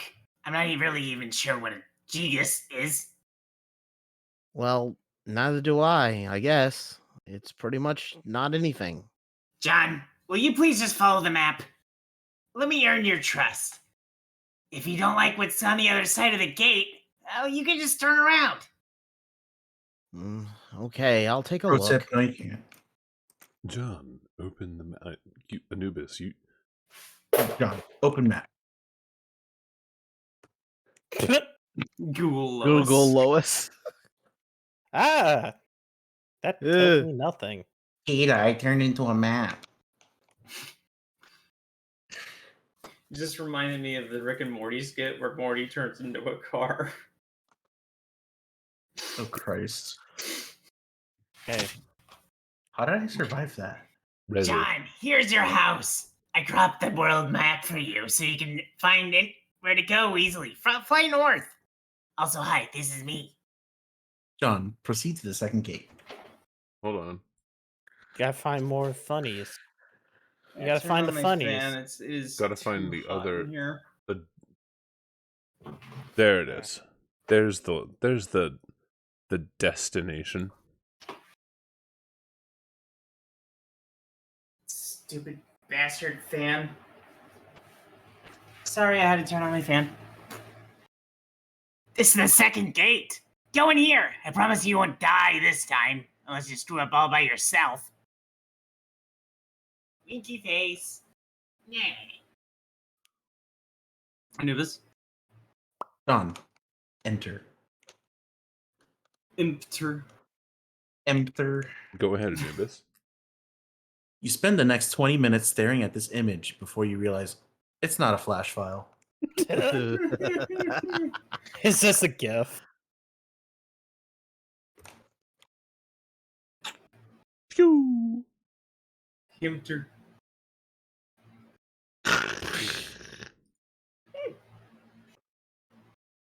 Meow Get meow up. meow meow meow meow meow meow meow meow meow meow meow meow meow meow Meow meow. meow meow meow. Jesus. Meow meow meow meow meow. Cat. Meow meow meow meow meow. Despite the pandemonium of your entrance, Rose is still sound asleep. She must be really tuckered out. It looks like this little guy is awake and ready for action, though. He is adorable. You decide to name him Dr. Meowgen Spengler. Yogan. Wow. Okay. You're a little early. But that's fine, I guess. Also, you suck at rockets. Ugh. What? She tricked me again. Who? GC. She told me how to get to the second gate, so when I went through, I went through, but it took me to Rose's house instead. Another prank.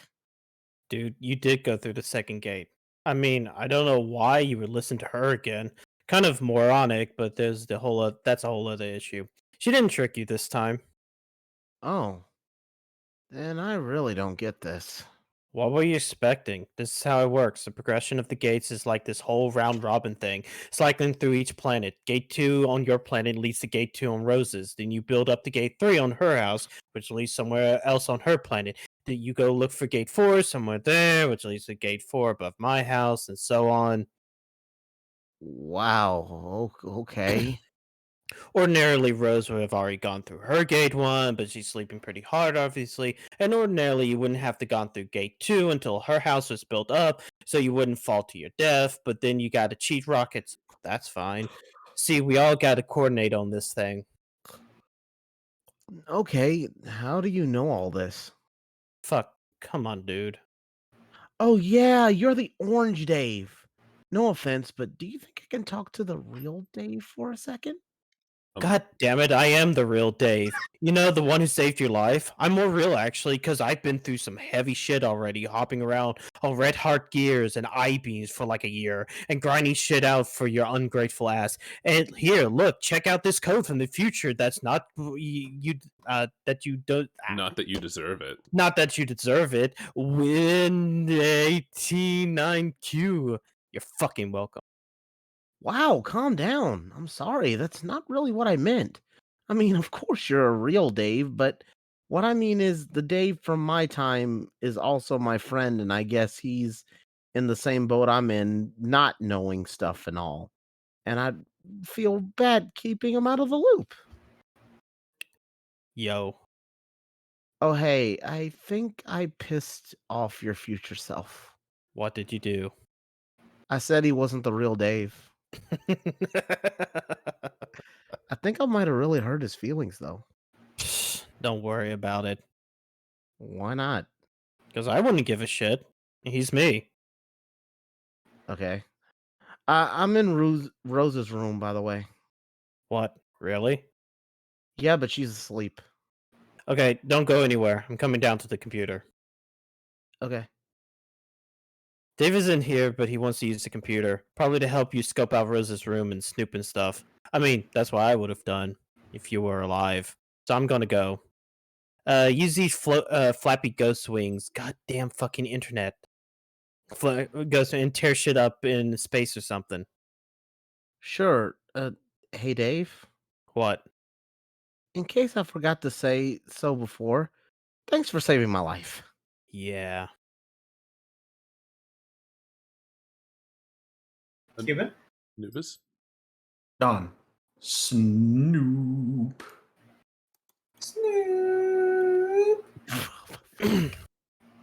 Okay, I don't know what you do. I don't know what you're doing here, but I think we can both agree that you got to rummage through as much of her shit as possible before she wakes up. Man, I don't know how I feel about that. I don't really like the idea of capering around her room while she's asleep. It feels weird. I'm gonna wake her up. Dude, no, come on. She's out like a light. It was some like weird future thing that happened that made her sleep. A future thing? Yeah, shit doesn't get more clearer than that. Yeah, well, yeah, she won't wake up, so I guess so. But I'm not snooping. Fine, don't. But here, just do this one thing. See those two notebooks on the floor behind you? Yeah, they look sort of like journals. I don't think I should read those. You don't have to read them. I'm not telling you to. What kind of prying tool do you take me for? Just pick them up? You know, like tidying a bed since you made a royal fucking a dump of a room just now. Oh, okay. Oh, sorry. You Oh, pick up books. picked up book. Now, I need you to do something else. This is important, like for important game reasons and stuff. Take the card the books are on, flip it over, so you can see the code. Wait a minute. I see what you're trying to do. I won't tell you the code for Rose's books. Dude, you don't have to tell me the code. Just flip it over and let me know if there's code there, that's all. Okay. I guess. Yeah, there's a code. Alright, cool. You can ditch the books if you want. Maybe put them back on the floor, so Rose doesn't think you were snooping. Seriously, you've got some grubby fingers, bro. Why don't you mind your own business there? What is even with you? Dave, I think all this laughing made me poop in my pants too hard. Oh. Isn't that your birthday package there? Oh yeah, I think it might be. Maybe you should look at it. I don't think it counts as snooping since it's technically yours. Yeah, maybe. I wonder if she's finished. She was so tight-lipped about the damn thing. I really am curious. Dave, zoom in. Bruh? Bra momento des. Oh, damn. She's awaked.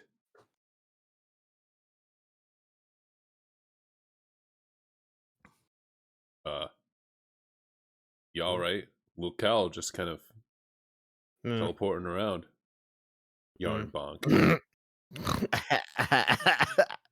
Get out. Ah, shit!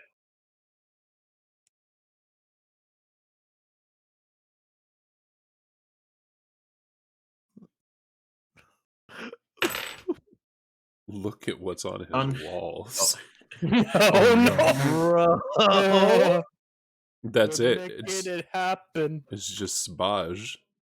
John, check Rose's bookshelf.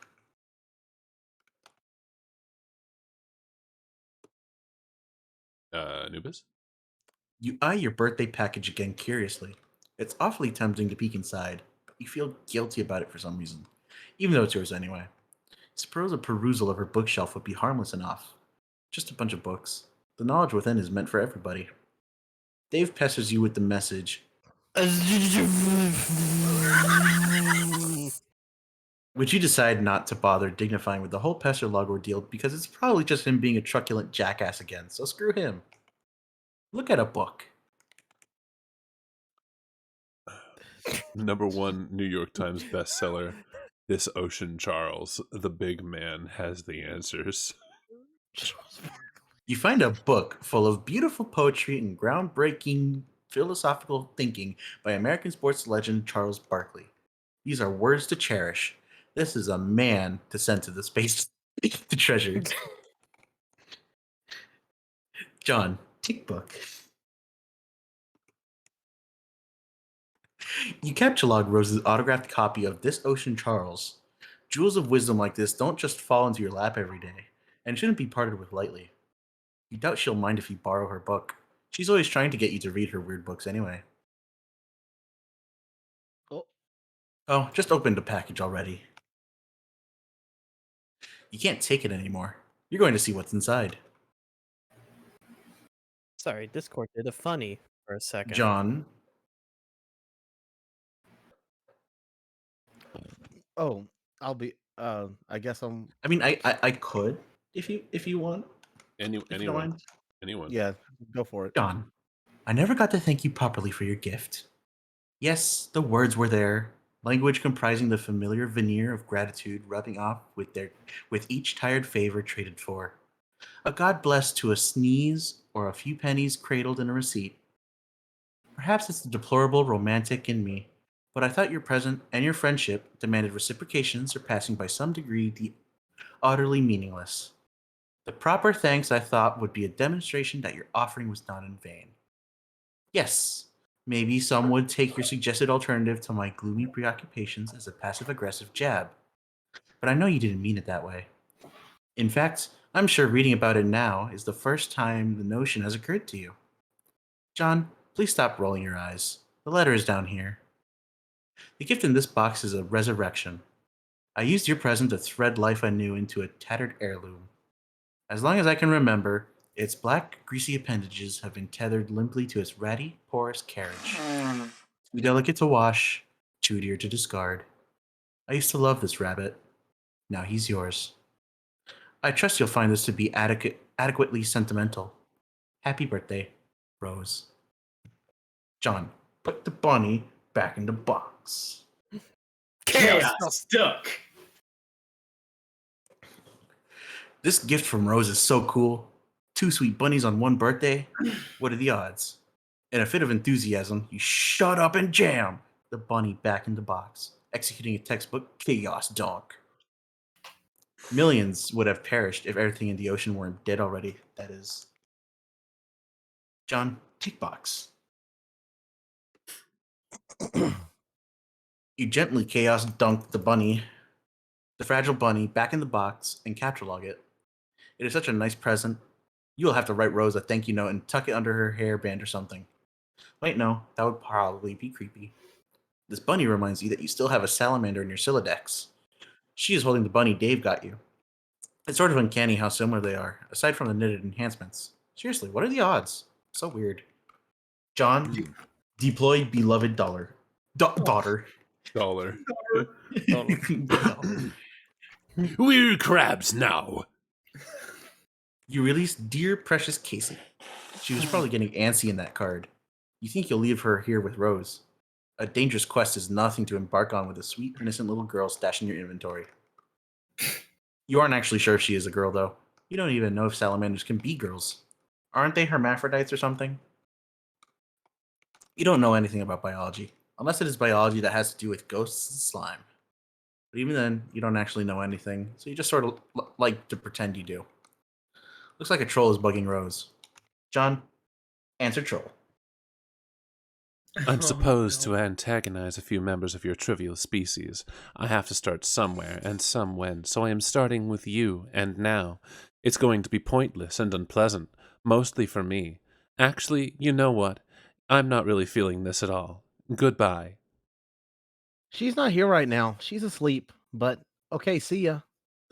This is your human sarcasm that I've heard about, that you always use, and that is basically a terrible way to communicate. No? I thought that was the thing you did. The rose human specifically. Oh yeah, that's me. I am the rose human. Me, I am smart with all the snooty words and complicated things to say. I am the queen of books. Okay, these are definitely insincere statements. Why do you work so hard at being so awful? I'm actually going to try and pronounce all of the words as if they're capitalized. This is going to be tough. Oh no. I'm so burned. These burns are crazy. Can we just cut to the chase and be friends already? These cat and mouse games are so dumb. You know we're just going to all be friends at some point anyway. Have we spoken before?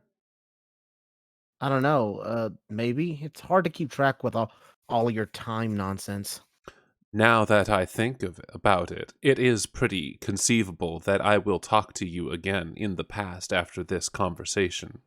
Oh my god, it's funny because it's kind of reminded me of Christopher Walken. I can't Ladies and believe gentlemen, it. Foo Fighters. That's because you guys always do things the hard way and the dumb way.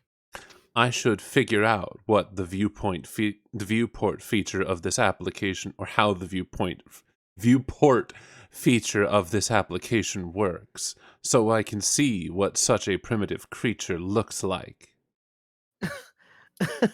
Well, I know what you got.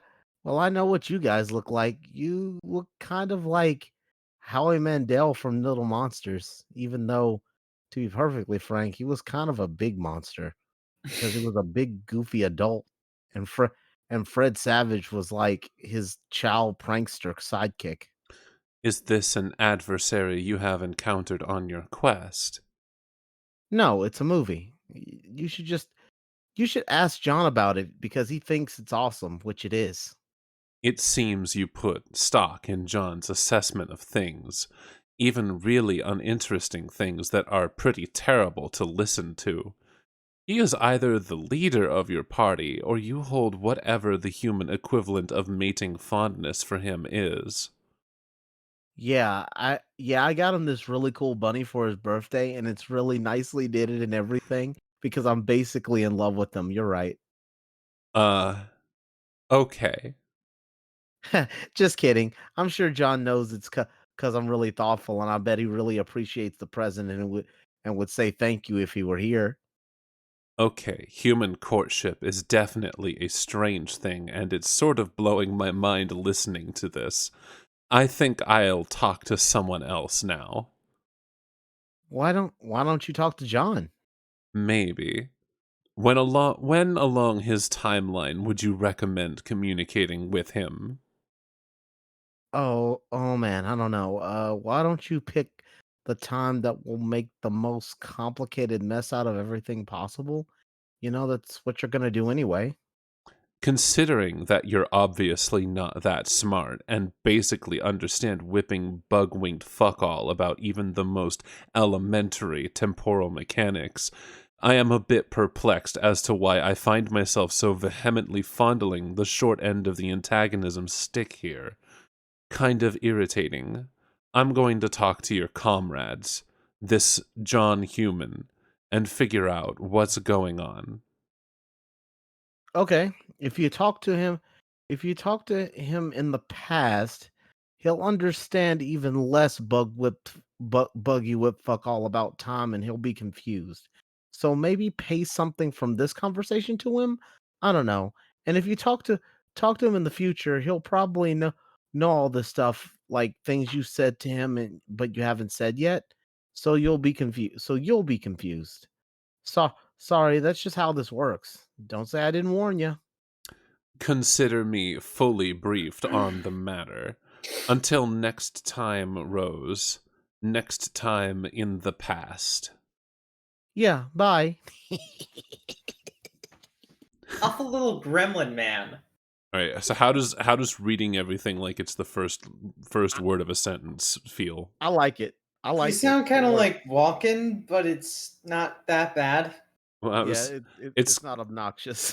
It's walking-y. it definitely delineates my Rose and Kanaya because they sound exactly the same, except for now. Grim Auxilia. Oh, somebody else want to take up Kanaya, and I'll wait. Okay, actually, Mick. Can I be Solix, please? Yeah, all right. Mm. If you're not too busy still setting up the network, perhaps you could come show me how to activate the viewport. I am, in fact, too busy setting it up. Whoa, here's an idea. Press F1. My keyboard is missing the F1 key. Lies. Don't bother me. I'm not in the mood. If I if I see one more snarl of wires kind of jutting out and being tangled up or whatever, I'm going to perform some sort of athletic fucking somersault off the deep end and get a call from the president or some shit. So go away. You used to like to talk more. If I recall, I was typically the one who would solicit reprieves from your nonsense. So I don't know what happened. It was before I knew we were all going to die, and no one believed me. Now look at all. Now look at all. Now look at you all. All believe me suddenly. Uncanny. Then why are you doing this? Setting up these stations for us? To get you all off my bulge about it. But I won't troll any of them personally. No way. Kind of juvenile. But you guys go knock yourselves out, okay? See see the menu up top? Fiddle around with that till you open the viewport. I will fiddle with it. Or I Either did fiddle with it. To no avail. if you can't figure shit out fucking around. You don't belong near computers. Kind of like how with registered sex offenders in schools. If you if you Damn. If you You're also if not you allowed to be move in an to, come on. if you move to a new town, you have to go up to your neighbor's door and warn them how stupid you are, and give them a chance to hide all their innocent technology and vandalize your house. I'm just spicy, but also wait a minute. How would troll? He definitely wasn't thinking too far ahead with this dialogue. No, he wasn't. He even said president, which is also Yeah. kind of. Yeah. Yeah, this is dubiously canon at best. This definitely probably got revised, but I'm not sure. Maybe I should check, but I'll pull it up. Don't worry. 1715, and that is a close up of Solux and the F1 key. Bonk. Damn, I can't believe Kanaya is missing the best key, the key that allows her to watch the best Premier Racing League in the It's world. the same. They didn't change it at all. Oh, really? They didn't change it at all. Damn. That didn't even get revised. That's kind of upsetting. But all right. Rose and Dave, shut up and jam. Yo.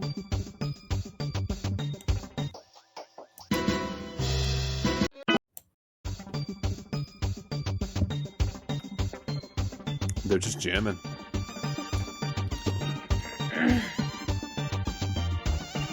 I almost died to peanut butter. Don't do that. I'm trying not to, you know. Generally staying alive is a good thing. Yeah. I mean, this is well done. They're definitely jamming. I think this is actually a really great way to like introduce music to the thing in a non-intrusive way, and also to kind of like, you know, create more content than you need to with very little effort. Hey, that's some Final Fantasy music right there and Unsheathed. Fucking hella Jeff went flying for a minute. Yep. Oh shit, a suburban jungle. Yeah, but this one's the Welcome to the New Extreme.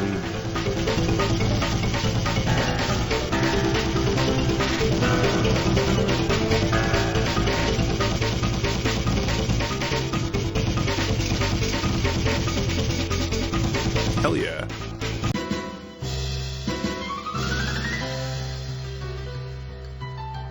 What song is this? Octoroon Rangoon. Fuck yeah. By Kobe.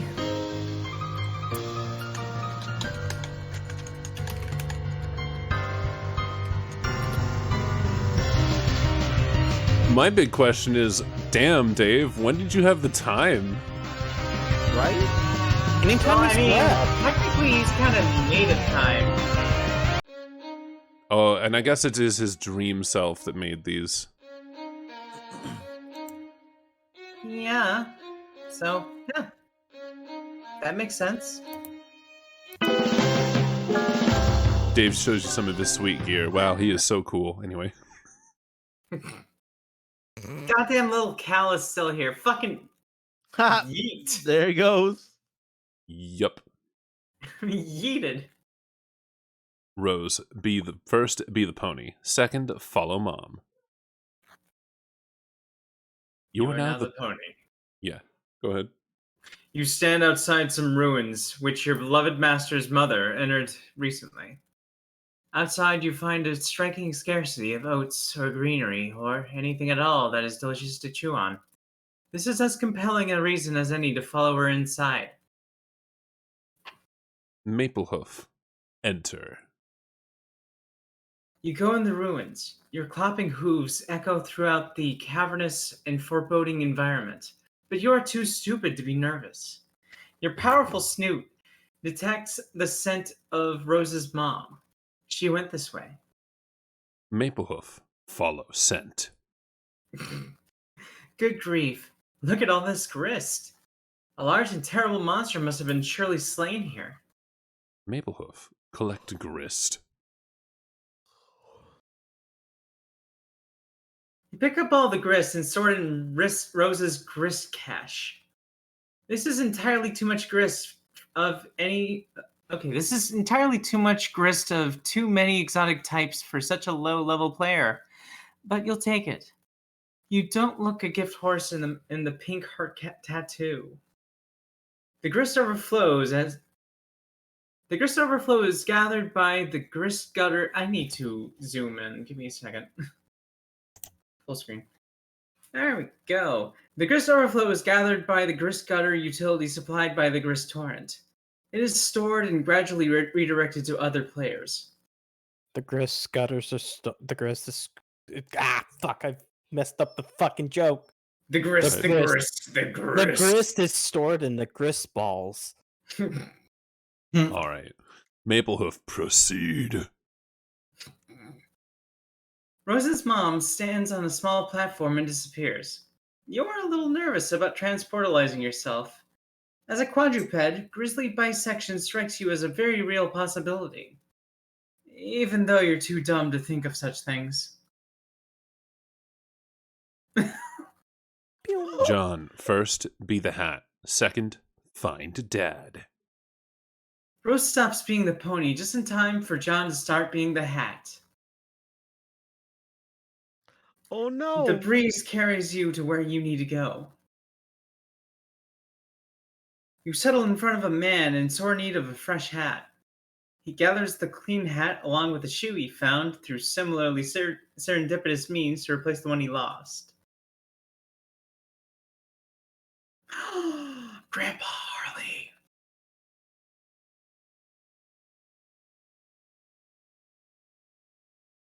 Pew.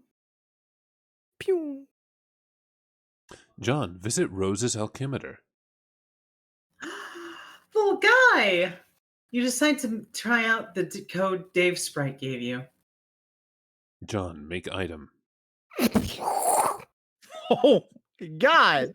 The thing is huge and costs a fortune. 500,000 pieces of build grist, garnets, diamonds, gold, and a single piece of quartz. There's no way you can make that, let alone wield it, even with your giant ghost gloves. John, shrink it down.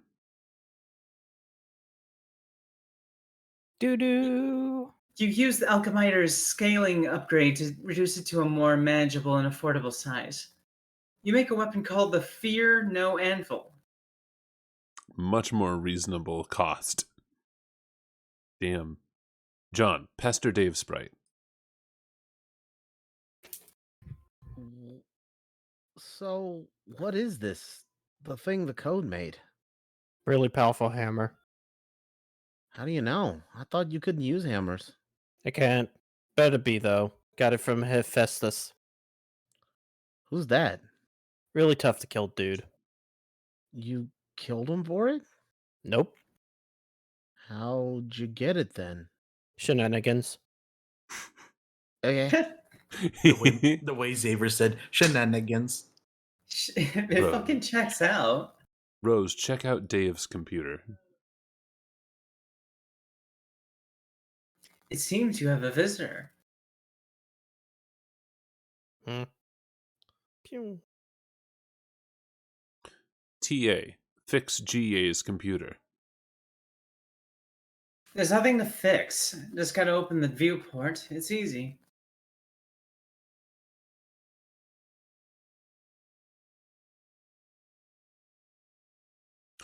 Rose, examine laptop. What the fuck? Someone did I has just- been using your Pesterchum account, and somehow you doubt the culprit was this young, upright amphibian presently throwing a fit. Rose, go find John. You hurry to the door so you can catch John before he goes gallivanting off somewhere. But it seems your door is ajar. Funny, you don't remember leaving your door ajar. Even though it's sort of absurd for you to take note of such a thing, considering John recently left your room. Oh well, it doesn't matter. You will now proceed through this door uneventfully. Rose, proceed through the door uneventfully. You get dumped on by a bucket full of hellacious blue phlegm aneurysm gushers. As a thoughtful but mischievous prank. As a thoughtful but mischievous thank you gesture from John. Your prankster's gambit plunges into an all-time low. You cannot hope to defeat Egbert in a prank-off. He is simply the best there is. John, equip trusty rocket. Rose obviously isn't going to be waking up anytime soon. Might as well take some time to explore and maybe stop by again later. Why, Dr. Meowgon, do you want to come along for the ride? It sure looks that way. Okay, hop aboard then. Adventure awaits. John, blast off. Go! Choo! Choo! Where is he off to now? At least you have this little fellow here to keep you company. You will name him Viceroy Bubbles von Salamancer. Not his Salamancer. name. Dave. Salamentier. Dave, Not his be the, name. It's Casey Reed. Dave, be the puppet. You have no idea what the hell that means. But yeah, you can kiss the obnoxious puppet goodbye. Maybe now you can get a decent night's sleep. Who fucking knows? Catch. Oops. Sweet catch. Okay, this Okay. is the most ridiculous. Oh wait, go on. Okay, this is the most ridiculous thing you've ever seen. What is taking place here is almost certainly illegal. You're not sure which laws are being broken, but it is probably a lot. AR, follow. John, explore.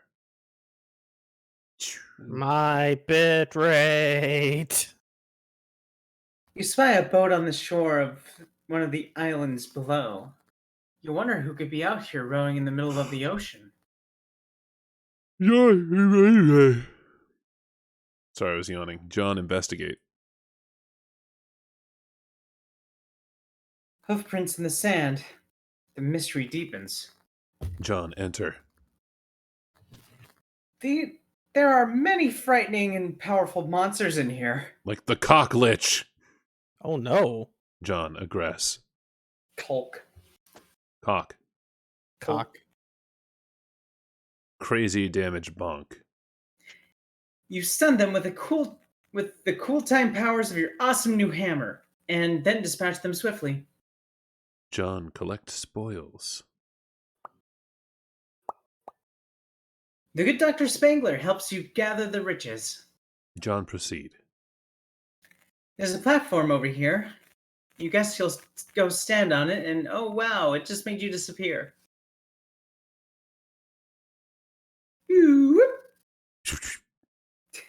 John, explore lab. Now what in the hell is going on in here? John, explore lab further. Now, what in the hell is going on in here? John, who cares? Just ride the pony already. Yes! Fuck yes! Hell fucking yes! But seriously, what in the hell is going on around here? John, seriously. But seriously, keep exploring. You find a sweet getup. It's almost as if it was tailor-made for you. How weird would that be? John, put it on. You equip the junior ectobiologist lab suit. John, examine nearby station. Now, what in the hell is going on here? Of course, it's obvious what's going on here. It's another one of those form-monitored house-shaped terminal thingies. AR, resist urge to ride bro's rocket board. You fail to resist the urge. You start thrashing up stunts, something uncanny brutal on your quest for mad justice, yo. and get this way rude municipality under control. Shit is basically flying off the hook. It's like shit wants nothing to do with that hook. The hook filed for divorce from that shit and is now seeking custody of the hook and the shit's 2 kids. AR? Pop a fucking wheelie? These hops are unreal. Shit is flagrant, should be illegal. It probably is, but you don't care.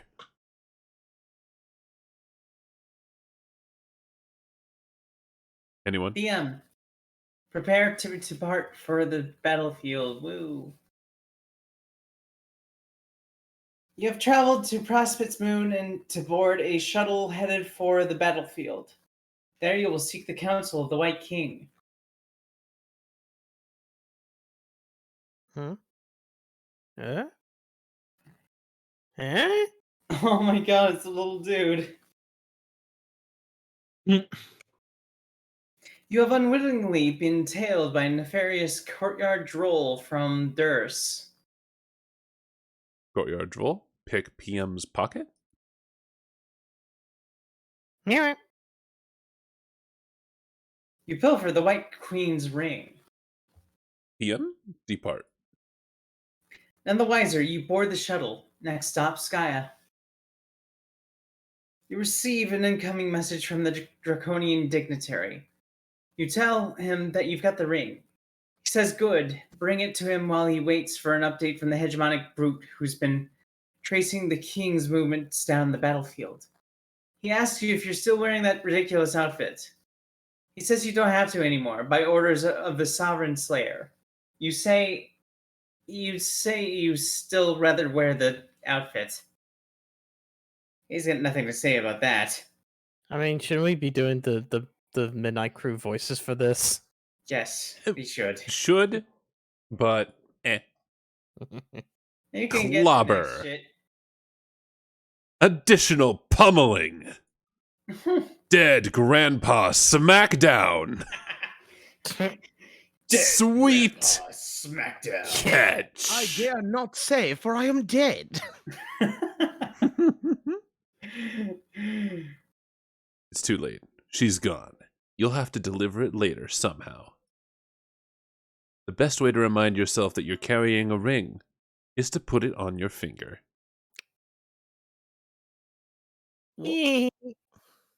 Of course, that was just an imaginary transformation, since the ring doesn't work like that on humans. It was fun to pretend, though. Meanwhile, in a timeless expanse, somewhere, a war-weary villain rues eternal struggle between feuding royalty. The battlefield holds little promise for the peaceful life of a simple farmer. WV, rise up.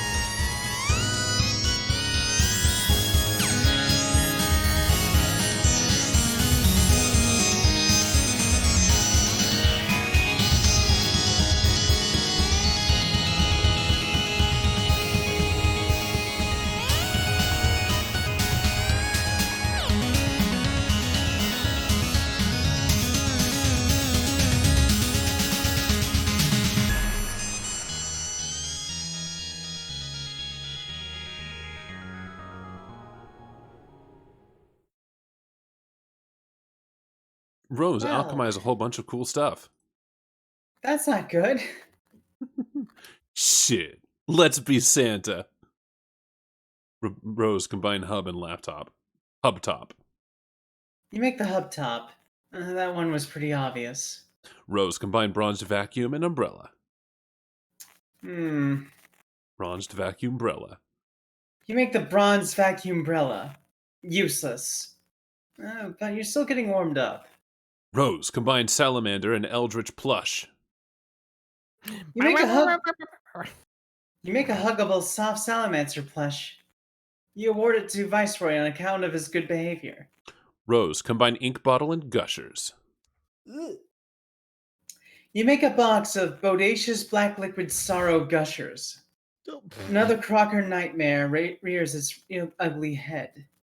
The ink reverses the healing properties of the blue phlegm. These are pure poison. Rose, combine hub top and hairband. You make the Hubtop Band, a convenient hands-free computing device. Rose, combine magnetic W and bottle of vodka. You make a bottle of magnetic vodka. In addition to having high alcohol content, the liquid inside appears to have magnetic properties. You guess this could be useful? Rose, combine wizard statue and ball of yarn. You make a ball of silken wizard beard yarn with magical properties. It has magical properties because it is made of a wizard. Maybe you could make something magical. Maybe you could make something with magical properties that is more useful than this. Rose, combine wizard statue and knitting needles. Make a pair of needle wands. They crackle with magic energies. It is time to make something cool to wear. Rose, combine knittings and velvet pillow and squiddle shirt. You make a stylish velvet squiddle knit dress. Rose, combine needle wands and grimoire. You make the thorns of Okaloth. Uglagoth. Uglagoth. The needles seem to shiver with the dark desires of the deep one. Any sane adventurer would cast these instruments of the occult into the furthest ring and forget they ever existed. But you are not that person. Rose, aggrieve encroaching malefactors.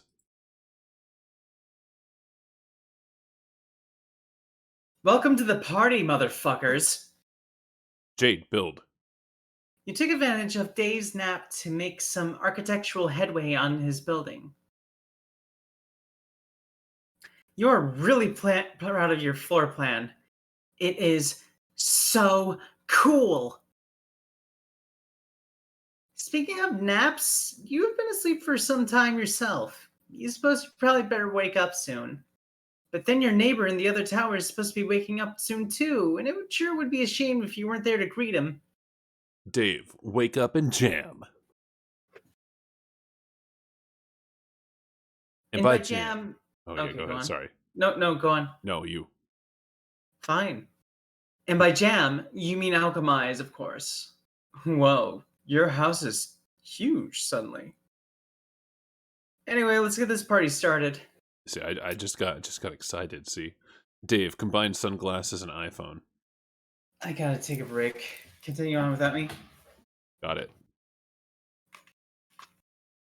Xavier. Sure. You make a pair of eye shade. This one was really obvious because future Dave had a pair, but he took them with him when he prototyped himself. But now you have a pair too, so that's cool. Cuban Anubis.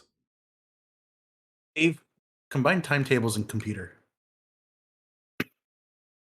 You make the turn top. Convenient computing on the go, sort of like you have with your eye shades, with all your important files and apps on there, not to mention Spurb. Perhaps maybe it has some weird time properties? You have no idea. You'll mess with it later. Dave, combine puppet tucks and a smoppet. You upgraded the puppet tux future Dave made. He He probably made it combining one of your bro's badass marionette suits with your shirt, scaling up to fit. That's how you would have made it anyway. You add a smuppet into the mix to make it softer and more stylish red plush puppet tux. It is like walking around in snuggly pajamas. Action pajama. Dave, combine broken Khaled Scratch and Ruby Contraband. You combine a couple more items you get from Future Dave's loot stash, the broken form of the Call to Scratch, and some Ruby contraband, whatever the hell that is. The resulting item costs a fortune. You have no idea what it is. Dave, preview item with holopad.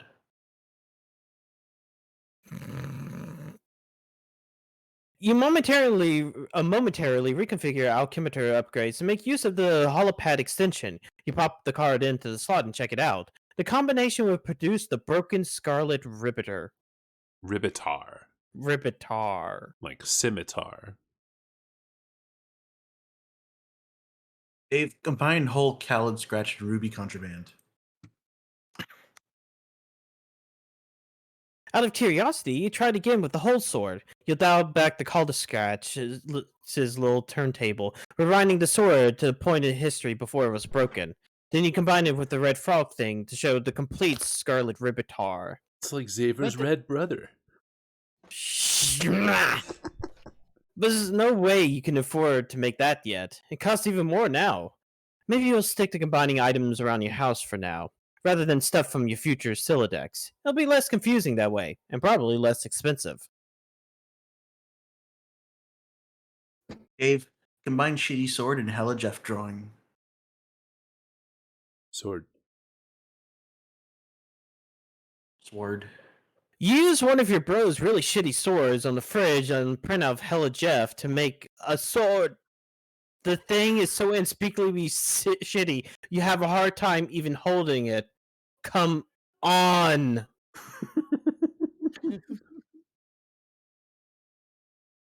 Dave, combine Snoop Dogg photo and mini AC and Khaled Scratch.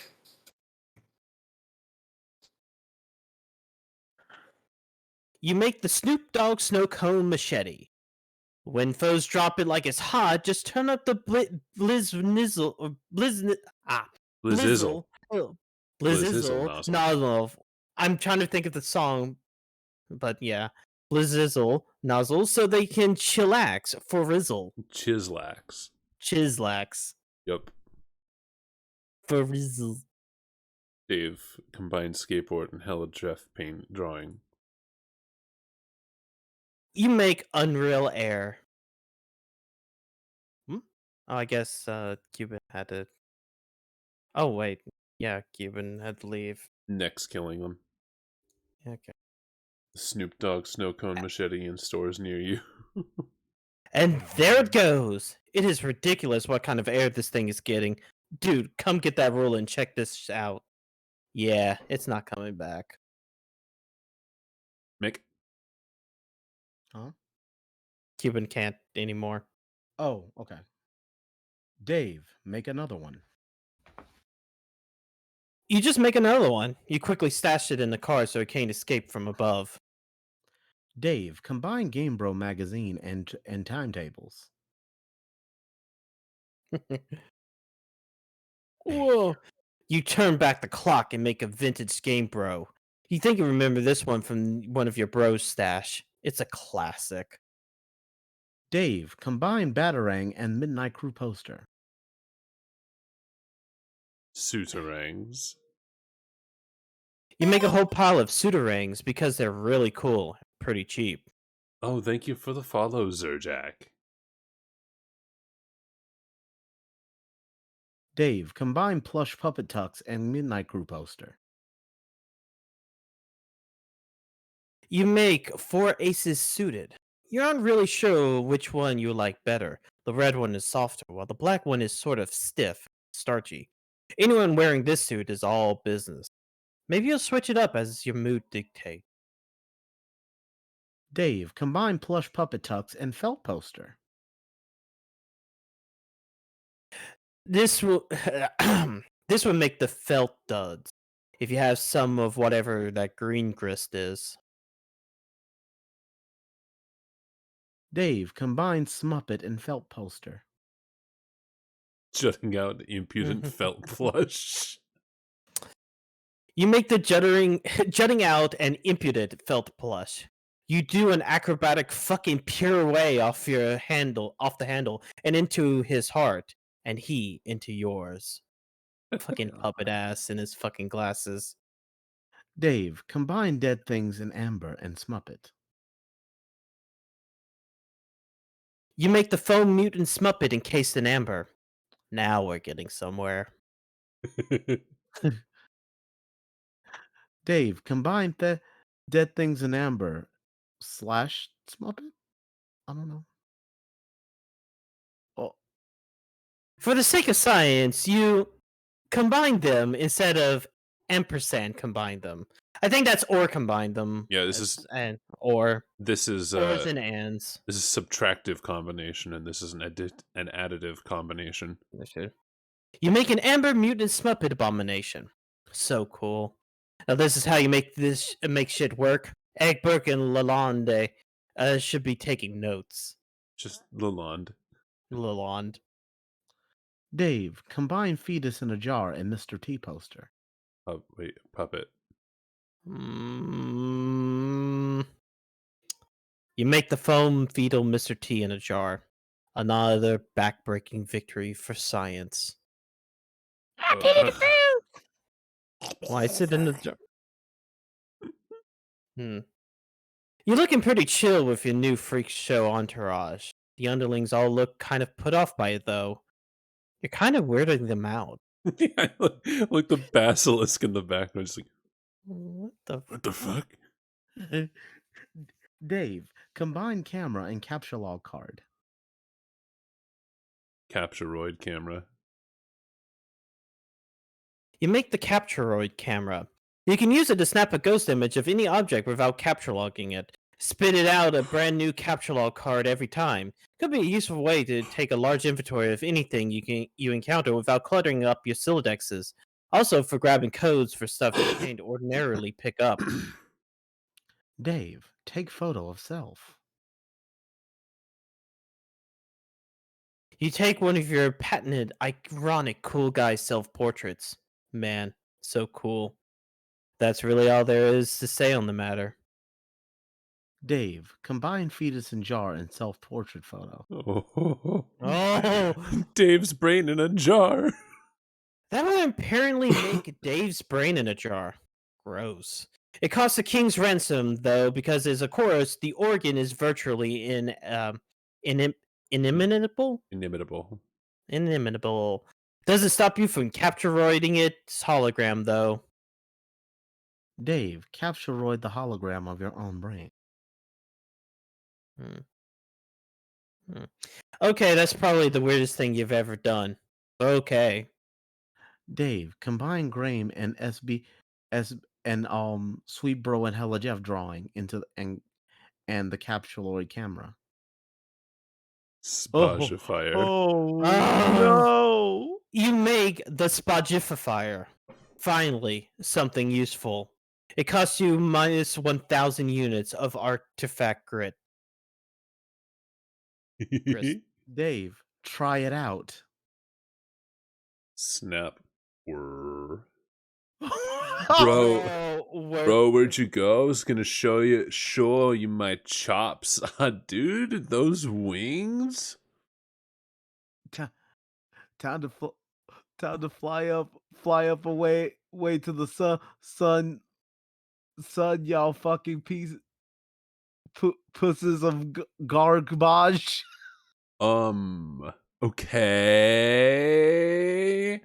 The only thing that's left to really do, it's watch that asshole fall. Looks like it automatically prints out a Sweet Bro and Hella Jeff comic in some way related to whatever you take a picture of. This should save you a lot of time. Specifically, the 5 minutes it takes you to draw a comic.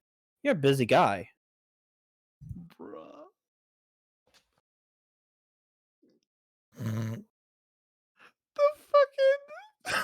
fucking peanuts sword. Snoop. Dave, make copies of Rose's journals. Can't forget the most important thing you came up here to make. You gotta be getting your snoop on. Dave, take a look. Meow. One book is titled Meow. The other is titled Complacency of the Learned. Gee, you wonder what it could be in Meow. Dave, read it. Meow, meow, meow, meow, meow, meow, meow, meow, meow, meow, meow, meow, meow, meow, meow, meow. To no surprise at all, the book is full of more meow letters. It looks like Rose is totally nuts. What else is new? You guess you'll try out the other book. Looks like it's some sort of creative writing project. Dave, read Complacency of the Learned. Friglish bothered his beard, as if unkindling or unkinking a hitch in a long silk windsock. A more pedestrian audience would parse the exhibit as nervous compulsion, behavior to competition contempt among the reasonable.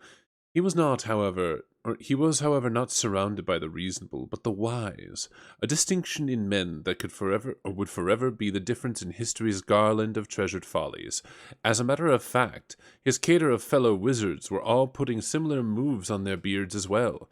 The practice would evince thoughtfulness, sagacity even, if they didn't do it all the time. Standing in line at the bank, shooing the squirrels from bird feeders, few occasions were safe. Zazurpan inspected the clue, a single piece of evidence cradled in his coriaceous old man palms. It was a human bone, not striking in the tale it told alone, so much as that told by the thousands like it festooning the marshy soil of the mass grave. The grisly expanse bore the texture of a decadent desert, like one of Smarnie's formidable custard trifles wobbled out on wheels for the holidays, to the dismay of a small nation. "You're certain of this?" said Friglish. Despite what he was doing with his beard, he was in fact immersed in meaningful contemplation. "I am afraid I am becoming more so with each terrible tick groused by that gaudy timepiece slung around your neck." In case it wasn't clear, Friglish wore a clock Zazurpan didn't care for. It was magic. The massacre of Sirs Nelf was not as written. "What has you convinced it was the hand of your disciples in this blackness?" Executus chimed in. "I believe a fat face stammered, eyes darting with guilt of a thief in the throes of an unraveling alibi. "I can summon a more pressing line of inquiry. No, Smarnie, nobody was in the mood for a sticky bunt loaf just now." Zazurpan's ears fell insubstantial to the line of inquiry, pastry-oriented or otherwise. His abstruse contour carved a pondering shape in the frog carpeting centuries dead. His 11 contemporaries, too, embraced the muted consternation of their great predicant scholar. Few wizards kept sharper adumbratives or read them with such lucidity. When Zazurpan treated men with silence, it was solemn, unrepaid by the wise and unreasonable alike. It was harrowing to entertain.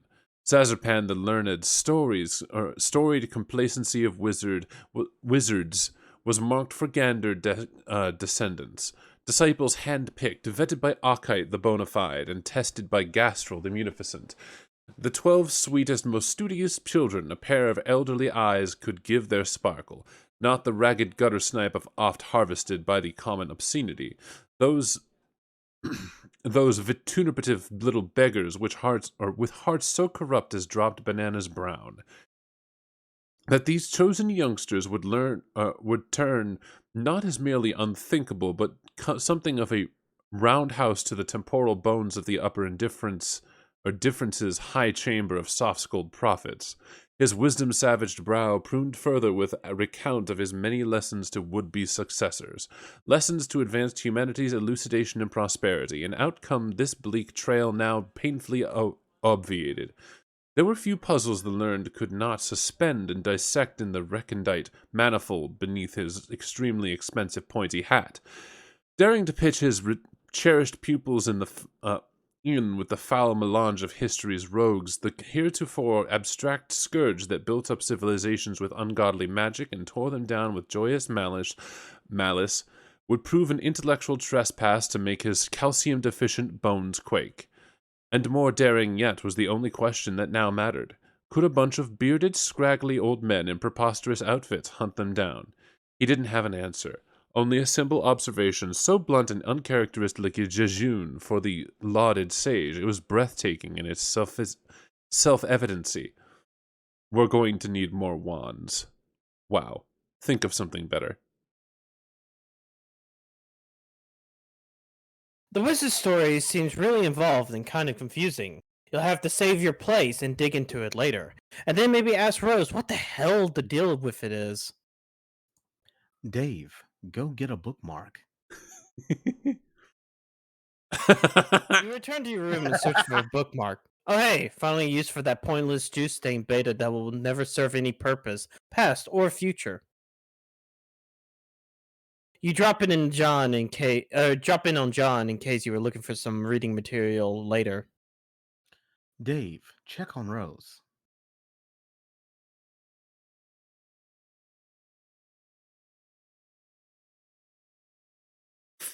Oh, sorry. Dave, pester.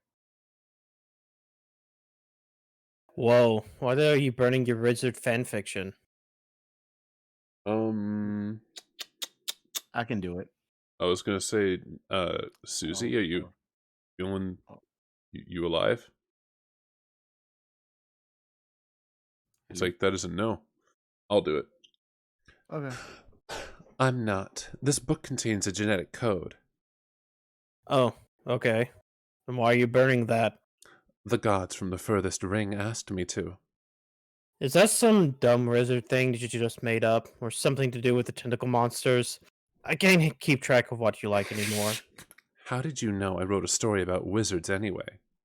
John told me.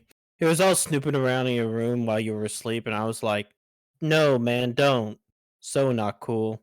They was like, haha, dude, check it out. The book is full of wizard slash. And I was like, I don't even want to know what this such a crazy violation of privacy. This story sounds suspicious. Do you want me to chew him out about it? I will, because that was so outrageous. I don't know where he gets off being like that. No, I don't actually mind. Too bad I missed him. I thought you hated wizards. What's the deal with that? I like wizards. What I don't like is my mother's obsession with feigning interest in them to antagonize me. Oh man, that's so messed up. That you think that. She probably digs wizards for real. Just like you. You're just blowing shit out of proportion like poetry pretty much always. You and she could probably have been chatting up how awesome wizards were this whole time, but no. You're probably burning your nutjob meow book to spite her too, aren't you? No, I told you. It's one of the gene sequences locked in my subconscious. The gods say it's critical to destroy it. Oh yeah, I thought that was a joke. When did you say that? When I was asleep. You mean when we were dancing and stuff in our dreams? Yes. When I flew to your tower, I heard them. They're far above in the dark sky. I've never seen or heard these things in my dreams. Aren't you often distracted by music and puppets? Yeah. Have you ever looked into the sky without your shades? No, what a ridiculous question. Maybe you should try it sometime. Hmm. You're the prince of the moon. I'm sure they've been meaning to seek a royal audience. What do all of these dots mean? Don't know. Anyway, yeah, I guess I'll go do that. Get some sky monsters to boss me around. Sounds cool.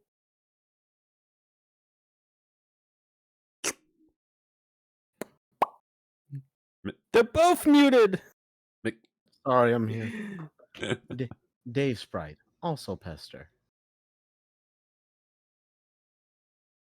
So really, why are you just burning that? I just explained this to the other Dave. Do I have to explain everything to you twice now? No, I know. I'm just using Dave's spare computer. I saw the whole conversation through his Pesterchum account. Oh, I see. So instead of having to double explain, I merely have to put up with being double spied upon. What a relief. I just mean, you didn't burn that book in the future. That book was completely pointless. I know. But now it's not. You appeared to make it relevant by traveling to the past. So does that mean the sleeping thing worked? You remember the future? I remember some things. Okay, cool. So why is it the cat code is so terrible now? I don't know, but the gods were pretty emphatic about it. Well, okay, I guess it's done. But why are you sure they're right? Have you ever known them to be wrong? I guess not. But it sort of freaked me out. I mean, listening to gross space mutants all day isn't my idea of an awesome time, especially the ones that sing. Oh, God. Is that why you always kept the music turned up? No, I flipped out to ill jams because they kick ass, obviously. I guess we'll chalk another riddle up in the solved column. Yeah, case the fuck closed. Are you talking to future me? Yes. Okay, I'm out of the loop again. Between you taking orders from the Dream Bees and Bird wing me with like future secrets, I'm doing some sort of spectacular fucking jackknife off the loop and getting a wink and a nod from the Barack Obama. Obana. Obama. Barack Obama. I'm coming upstairs. Okay.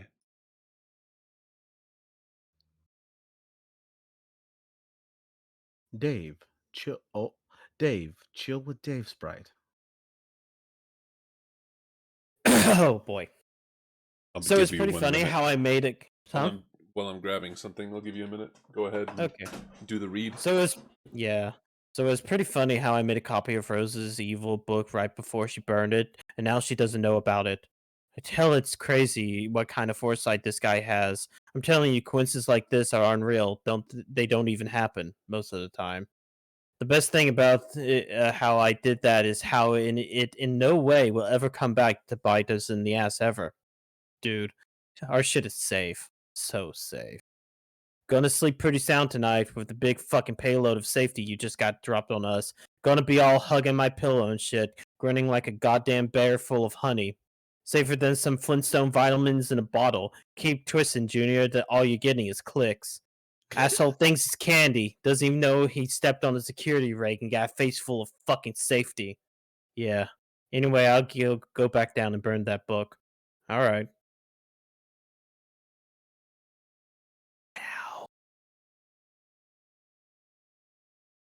You still Do, BRB. do, do, do, do, do, do, do, do, do, do. Hello, Chad. How are you doing tonight? Obana. Boop boop ba doo doo doo doo doo doo doo doo doo doo doo doo chat. That doesn't work here, Freezy.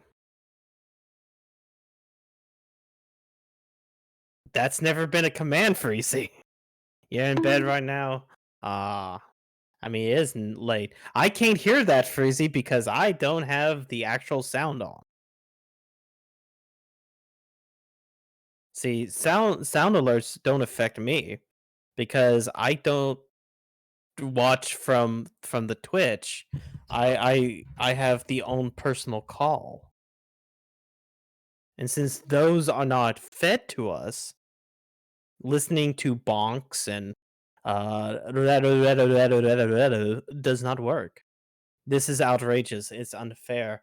Well, I'm sorry, Freezy. You're just going to have to deal with it and stop being, the petulant child that you are.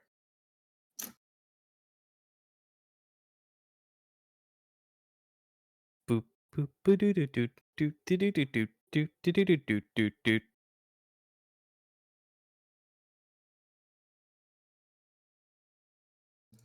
Severus, anyone's a child compared to me. That I'm only 35, Freezy. Unless you're saying mentally, which, Finally, someone tells Rabbit what he is. Yes.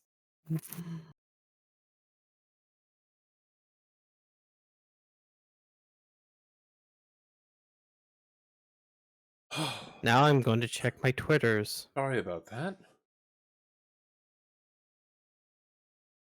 Hello? Yeah, you can move on. Oh, okay. I was just seeing if everyone's alive. I am. I just had to go and get a thing and also use the restroom. Sorry, wait, what's going on? I call Freezy a petulant child, so Oh. Is there ever anyone's child compare? Okay. Finally, someone tells Rabbi what he is. About damn time. You are a Lala. Shut up. Gaslighting. Damn. That's a hell of an accusation. Dave, go back in time and stop the thief. it looks like you already tried that. Whoever took the book was pretty cold-blooded dude. You figure you'll cool it on the time travel for a while. Don't want to see Dave's corpses start to pile up, especially if one of them winds up being you. Alright, sorry, Mick. Dave, throw yourself out the window. Pew! You ditch the body before Jade sees it. He'll probably freak her out. John, press a button on the control panel. You push one of the nearby buttons. It activates the upper right monitor. The view is locked onto a particular location on Earth at the particular date and time. Whoever was in the lab appears to have recently calibrated this device. John, examine monitor. The monitor displays a town on the west coast of the United States. It appears to be your old neighborhood, but there is a factory there you do not recognize. The date is December 1st, 1995, a few months before you were born. John, zoom in. Oh, damn. An old woman is escorted by her son on a lovely day. A target has been locked over the gentleman's mother. A meteor overhead looms unnoticed. They witness the destruction of the facility, collateral damage to a corporation owned by a renowned billionaire explorer. The mystery begins. John, No, it says Crocker. Yeah, that's what I said. John, press blue button. Beorp. You create a paradox ghost imprint of the woman you recognize to be your grandmother. The ghost sludge is sucked into the glass tube. John, forward switch 4. You switch to a monitor displaying a view of a remote island in the Pacific on December 3rd, 1995. John, zoom in.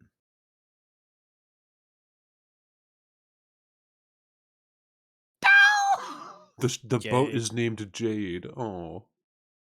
A renowned billionaire explorer approaches on his yacht. An old factory lost 2 days prior, but a new shipmate gained. Together they settled on the island and plunder its secrets. A meteor overhead streaks unnoticed, headed towards the unseasonably warm city in central United States. John, press blue button. Slurp. You create a paradox ghost imprint of the man you spotted in the woods with your book. The ghost sludge is collected. John, forward switch 3. You switch to a view of the unseasonably warm city in the central United States on December 4th, 1995. John, zoom in.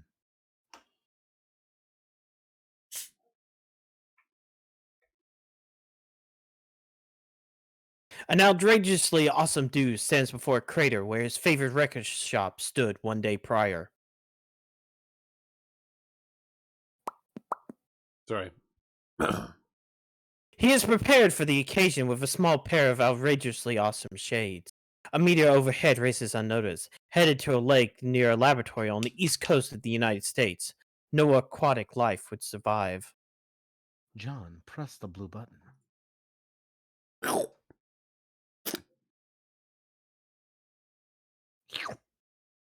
You create a paradox ghost imprint of the outrageously awesome dude. The sludge is allocated to one of the other pair of tubes.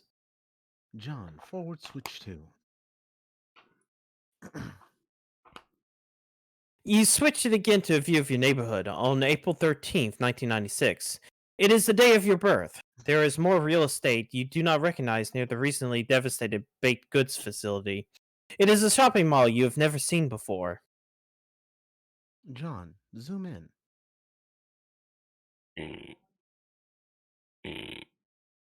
Oh yeah, the pranksters gambit. Their little shop.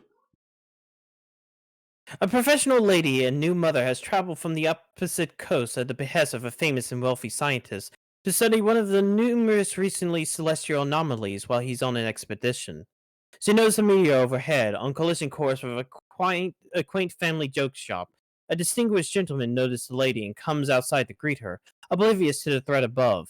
The gentleman's mother remains inside, busying herself with a tall bookshelf, a ladder, and a rather hefty unabridged joke book.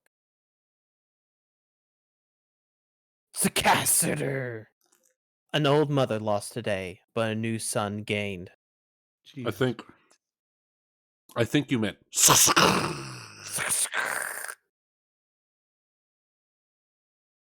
sniff. No! The gentleman discovers a clue, a powerful nose detects perfume. The lady has fled. The mystery deepens. But the monitor has not lost track of the lady. John, press blue button.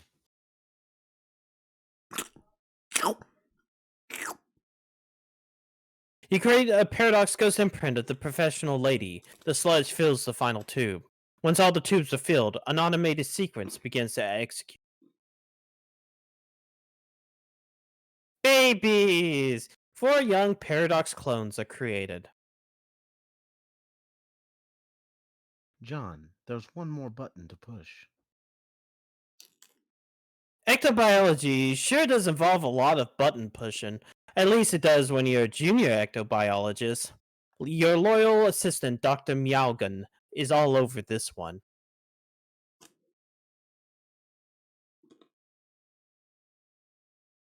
One pair of tubes empties the sludge into the chamber below. The other pair does as well. Another sequence is activated. No boy. John, scale etchelator. You storm up your etchelator to claim the coveted, if difficult to pronounce, rung Ectobiolob Babysitter. Your ladder is absolutely hemorrhaging the boondollars. Just what your pork hole's fat ass needs. Pork hole. Pork hollow. Pork hole. Pork hole. I mean, it's essentially the same thing. Pork If we're going to hollow. I came back to babies. Yeah, it's So, fine. Babies happened. We made some babies. You surpassed 1 million boondollars and trade them all in for a single whopping boon buck. This is, of course, going directly into the college fund of these youngsters. Sure as heavy. Into the hollow it goes. Jesus Christ.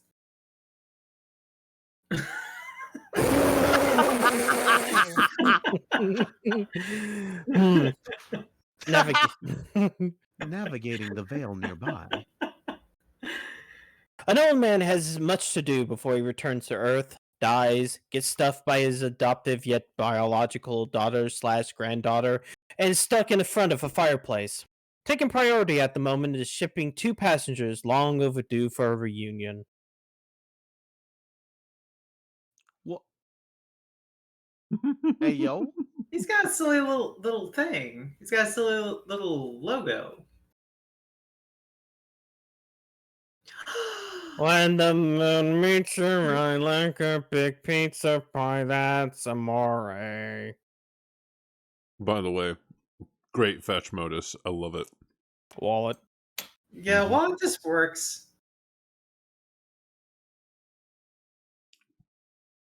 Aw. GG, Troll John. He's back again. See? This is case in point. What point? The point I was just making about the ultimate riddle, you blithering, feculent shithole. Okay, that's your cue to laugh at me some more, I guess. Because you seem to really get off whenever I flame you. Humans are deranged. Oh man, I must be getting closer to the conversations where you harder. This is pretty exciting. I can't wait to see what you've got up your sleeve. You see what I mean? Fuck you about that. Anyway, You were making a point about the ultimate riddle, dude. Yes, I was, and now I'm losing my train of thought, dipshit. Nope, we never talked about it. Yet. Oh, hell, that's right. Damn it, I guess this is going to be confusing. Oh, you're just starting to figure that out now? See, I kind of painted myself into a corner. I started trolling you at the end, just before the rift, and then jumped back a little, and now I guess I've become railroaded into working backwards here.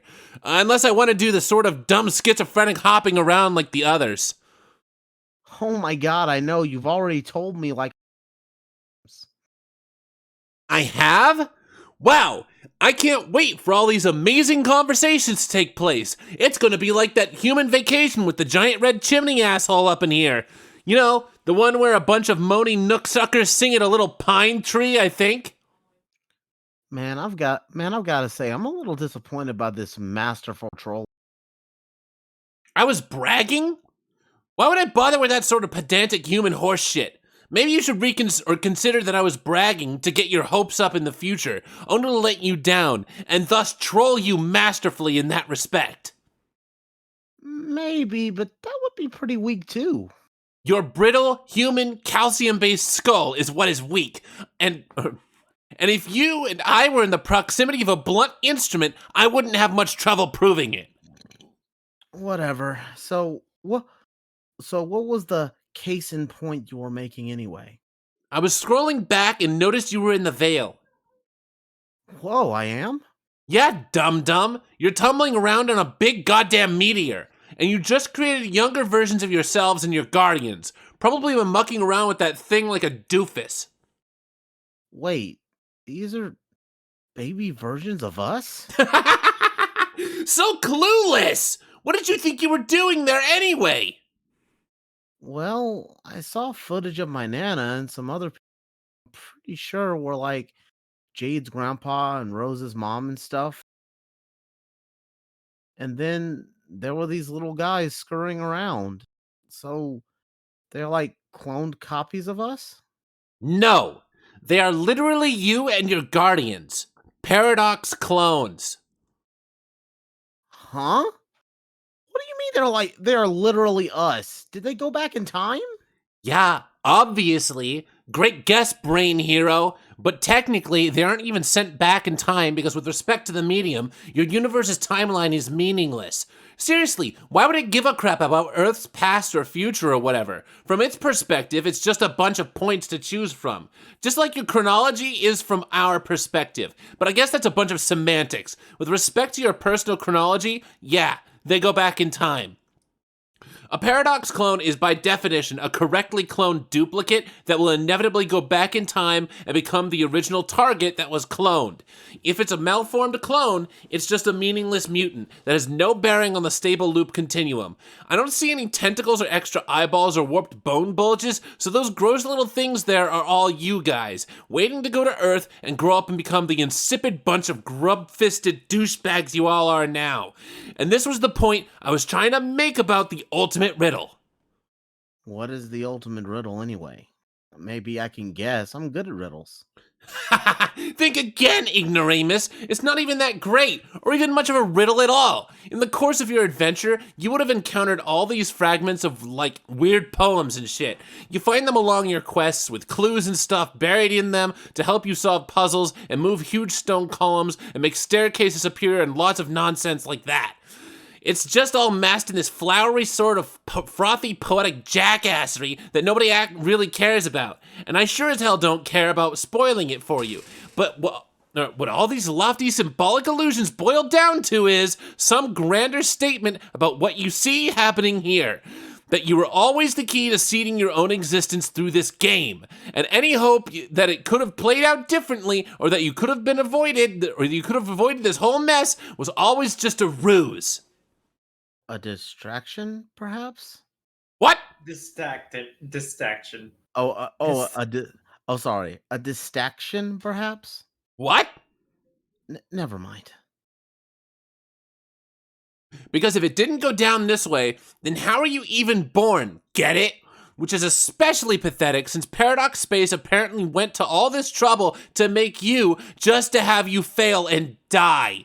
Really, there's nothing more tragic than these null sessions, full of kids entertaining the game or entering the game and fulfilling some cosmic destiny shit just to get wiped out and leave behind an empty, pointless insiposphere for all eternity. Actually, it's sort of hilarious, or it would be if it didn't affect me personally. But anyway, there's a lot more to the riddle than just that, like what we were just talking about last time we talked. But that's sort of the gist of these themes it deals with. Okay. Well, if I run into some salamanders who tell me all about this riddle and get really excited about it, I will try to act surprised.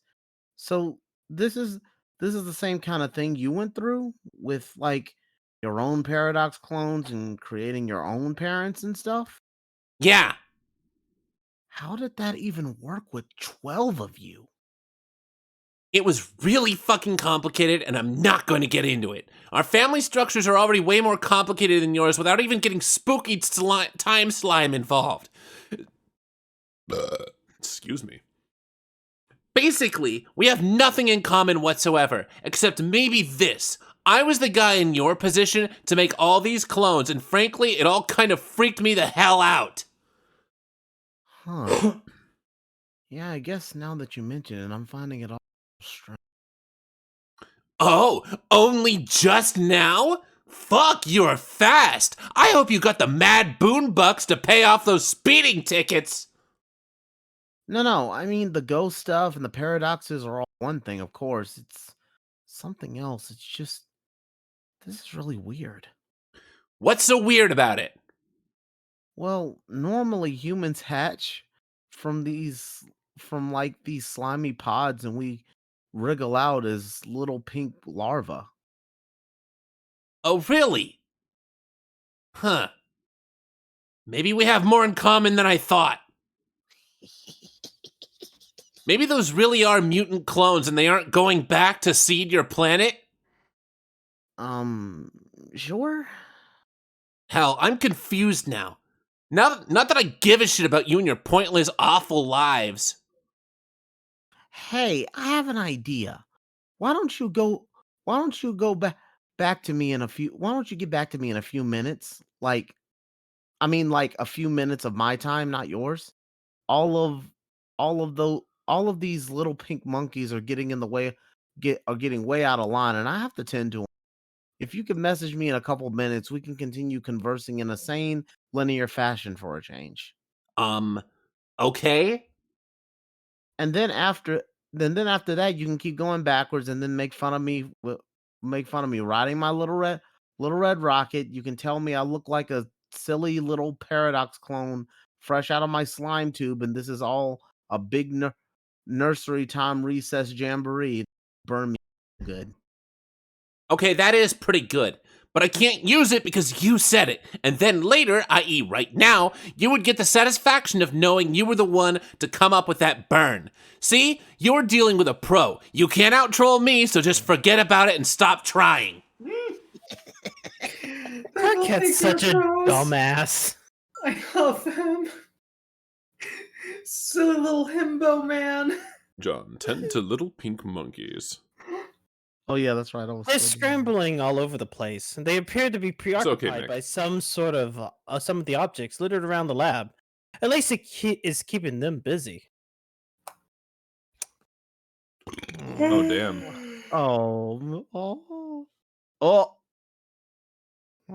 hey, look, the guns. Yay. John, get trolled by CG again. Okay, it's a few minutes later. Look how sane and linear we are being. Yeah. Okay, awesome. Now fuck you and goodbye. Wait. What? I was just looking at all these rascals and I was wondering how they go back in time and become us and stuff. Does it have something to do with the reckoning? How do you know about that? You told me. We had this great dare going to see who could be the least helpful and informative, and yet totally lost. You were hella helpful. I was obviously just spiting your stupid, pointless human dare. What is a dare anyway? It's nothing. Someone says do something and then, oh, laugh, laugh, you lose if you don't do it. That isn't anything that deserves a word. We don't even have a word for dare in our language. The closest approximation would be worthless fucking bullshit waste of time for silly little children. Oh, wow. Is that the title of a movie, too? Yes, it's the title of every dumb movie you ever liked. That isn't even true and doesn't make sense. Anyway, how could we have made a dare if I'm moving backwards on your timeline? You would dare me to do something, then I would do it next time, but then you wouldn't even remember the dare because we didn't make it yet. That's what isn't true and doesn't make sense, you damp bag of puke. Well, yeah, the dare never happened. I was joking around and made that up to give you a hard time. You have sounding stupid down to such a science. Where's your lab coat and test tubes, Dr. Brain Professor? I'm wearing a lab coat, sort of. You look like an elf. That's bullshit. You look like you should be blown into a funny little shell and limbering up for a silly cookie dance. Do you even have elves? Yes, let's compare which fantasy creatures that don't exist we both do or don't have. What a great fucking idea, John! What? You asked about the reckoning, so why don't we talk about that instead of all these pretty much terrible things? Okay. Yeah, so when the reckoning starts happening, all these Paradox clones get shipped off to meteors, flung through sky and defense portals, and sent back to Earth. End of story, I guess. Bye! Wait! So that means we're all sort of like Superman? Yeah, I guess. Cool. You all trace the mythological footsteps of your beloved human Superman, who's really just a muscular Caucasian alien. It's hilarious how humans worship him as a pinnacle of human heroism and virtue, but he isn't even human. Basically, it's incredibly pathetic, but also in a way kind of admirable, because it means deep down, you all must realize who your daddy is. We are, bitches! Yeah, Superman is pretty cool, I guess. Did you know Nicolas Cage was almost going to play Superman one time? Oh my throbbing phlegm lobe. Who gives a barfing fuck about that? John Egbert, you have assassinated my patience. Adios, loser! Wait! Get back to me in a couple minutes, okay? Fine! Facepalm combo ×2. AR? Shred. You are ripping up so many hellacious shreds. This fierce shitty biz nasty is getting so deliriously rude brazen it. Okay, you lost the handle on that nonsense. Oh my god, is that what you think it is? This thing is so completely illegal. How could this atrocity be floating out here unnoticed all this time? You're going to throw whoever is responsible into the slammer. You always call jail the slammer when you are extra angry at crimes. AR, go in. There was a large elevator platform ahead. AR, go down. Below there is a dark, cavernous room. Near the platform is a time capsule. It has deployed a seed and awaits for something to be deposited and for the clock to be set. It is all harmless enough. Still no sign of any perpetrators. AR, search premises. Deeper into the darkness of the room, there is some complicated lab equipment. Again, nothing particularly unusual for this jurisdiction. AR, examine equipment. I don't know why I like giving him this voice. It's good, I like or this it. narration. Both. There is a large monitor. Displayed on it is a small human girl in a fancy house.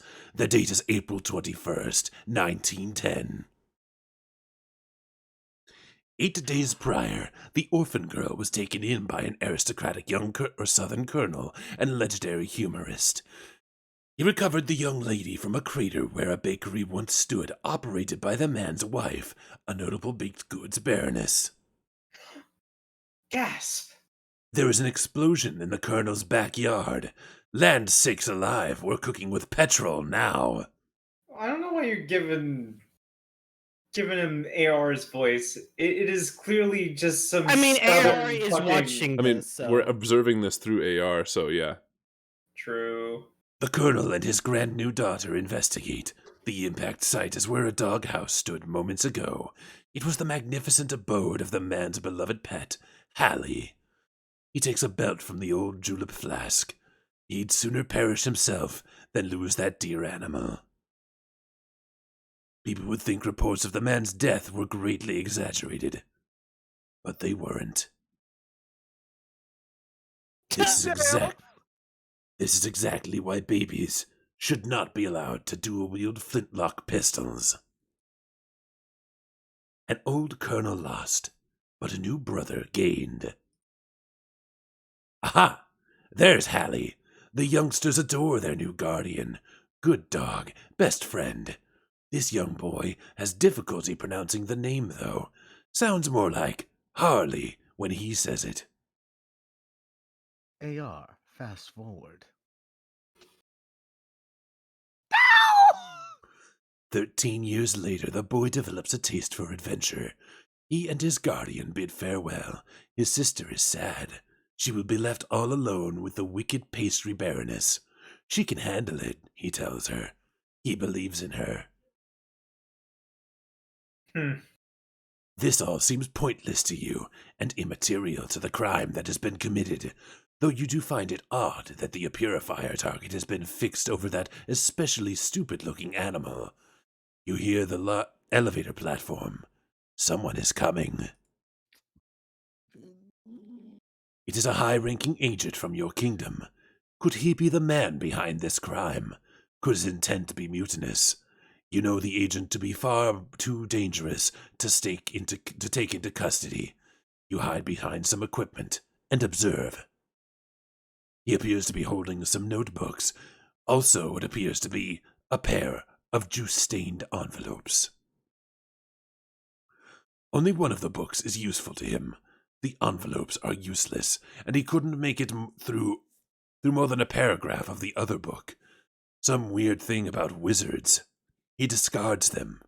The spare book lands on the floor. The envelopes land in the seed. The time capsule stores the seed, and on account of some default setting, is programmed to bloom several 100 million years from now. The capsule then readies a new seed. The agent approaches another device near the large monitor.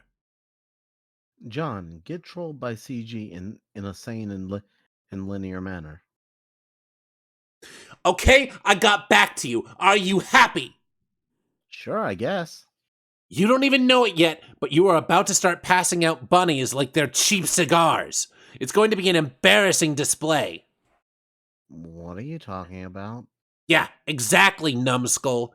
Let's just have our chat, then it can naturally occur to you to be an idiot in the due course of time. Okay. I was sort of mulling it over while looking at all these babies with guns and sitting on things, and how the reckoning takes them back, and how you said our reckoning starts sooner. Yeah? Are you sure it has to start so soon? Can't we delay it? It starts in a few minutes, stupid. See that countdown clock over there? You aren't delaying anything. Oh, dang. I guess I better get off this meteor then. Well, I mean, it doesn't happen all at once. First, some smaller meteors go, then bigger ones, spread out over like 24 hours or so. It's supposed to be like go time when it starts. Like it's time to hurry up and stop fucking around and kill the boss, get it? The rock you're on doesn't blast off right away. Too bad, because it would have spared you from making a fool of yourself in a couple minutes, and more importantly, spared me from having to watch. Okay, well, you keep saying how doomed we are and how all this bad stuff happens sooner, but you never say why. What happens in our game that's so different from yours goes so badly? Jack Noir. Who's Jack Noir? An agent of Durst, who flipped out and rose to power. He killed your Black Queen and King, and now he's in charge. So you didn't have him in your game? No, we did, but he was harmless. Actually, he was an ally, sort of. He settled a grudge against the queen by helping us dethrone and exile her, and then he wound up exiled himself and sort of kept helping us through a command terminal on our old planet. He's kind of a huge asshole, though. But because he took the queen out of the picture, when we got to Skya, we only had one monarch to deal with instead of two. Of course, it was a nasty giant 12 times prototyped Black King that took forever to kill, just barely in time before the biggest meteors came, but still. I see. So after he got exiled and all that, he came here into our game and caused all trouble?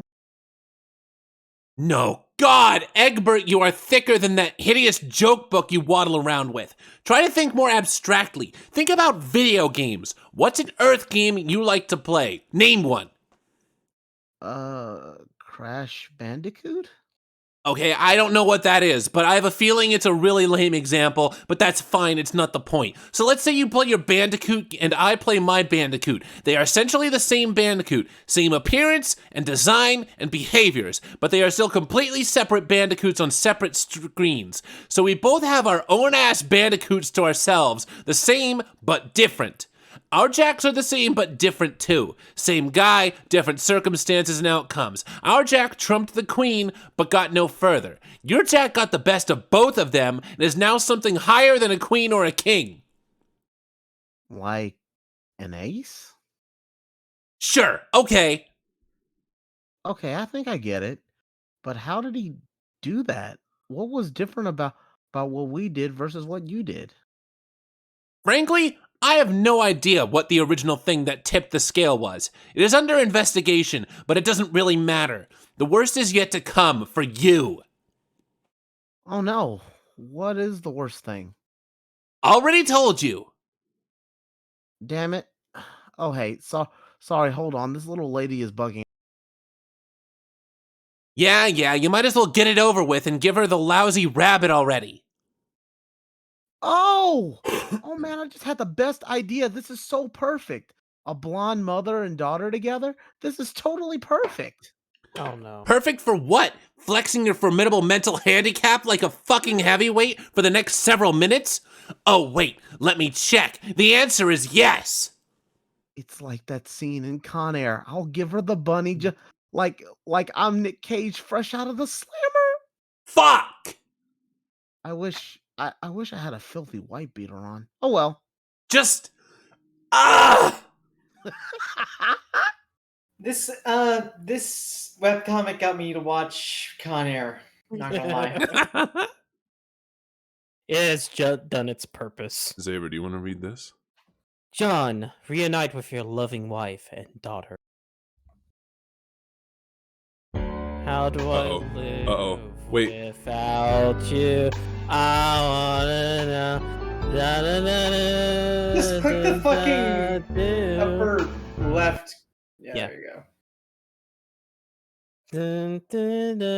How do I live without you? I want to know. How do I live without you? If you ever go, how will I ever survive?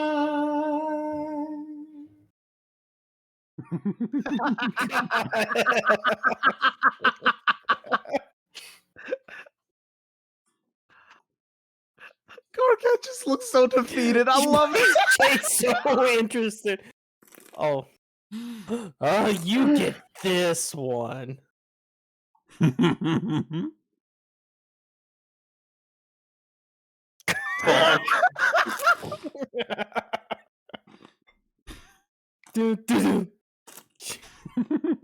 I assume you had to mute the song for Copyright. Yeah. Smash into the Hard Rock Cafe. Yeah. This is stupid. Yeah, right. right. Take us there, Take us- Casey.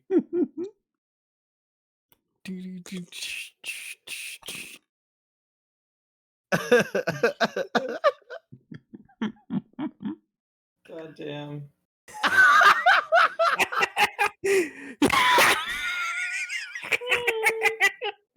No. Blip, blip, blip, blip, blip, blip, blip, blip, blip, blip, blip, blip, blip.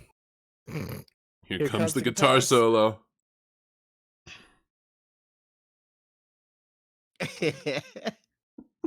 God, it's so It's fucking stupid. We can't even see this right. It's so sad because of copyright. Even if it is a parodied version or whatever version. Oh, they'll fucking claim it. Yeah, I know. Greedy bastards. Oh, it is over. End of Act 4. If you want to call it here. Yeah, I'm getting kind of tired. Man, we still have like... Psych, it'll be a few more pages. That would be Trezzy. Dave, get trolled by GC. Dave, what's it smell like? What? Your blood. Fuck off. Dave, give it a little taste for me. Tell me what human blood tastes like. I've been so curious. You're the annoying blind one, aren't you? Yeah. Dave told me about you. God, too many Daves. It's like this big asshole and cool guy party, but someone forgot to invite all the cool guys. Man, I'm telling you, burns. I'm sorry. Man, I'm telling you, burns like that are unreal. Where did you even get the burn that sick? I bet you can't wait to be a useless piece of shit all day and fall down all these burns. No, you messed that up. Dave, is this you?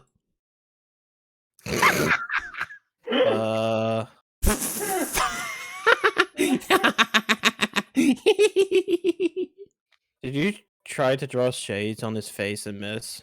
What's even the point? He's already wearing shades. It's so perfect that this is you. Or that is so you. This is moronic.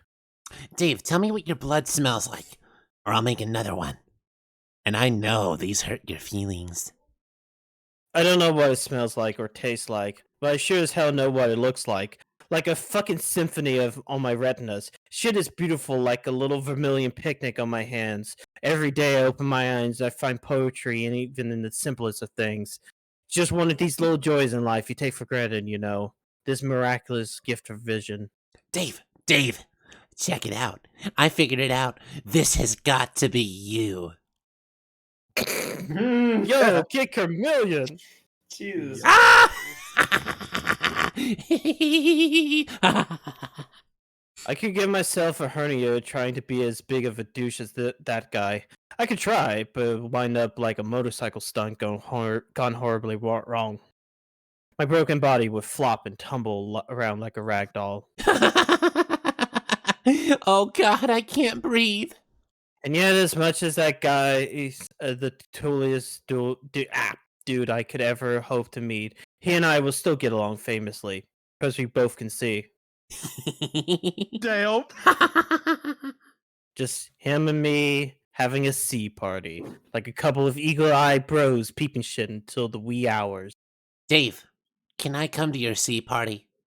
I guess, but you have to be careful not to stumble around bumping into all the gorgeous masterpieces hanging around everywhere. God, so beautiful to look at with my perfect eyesight.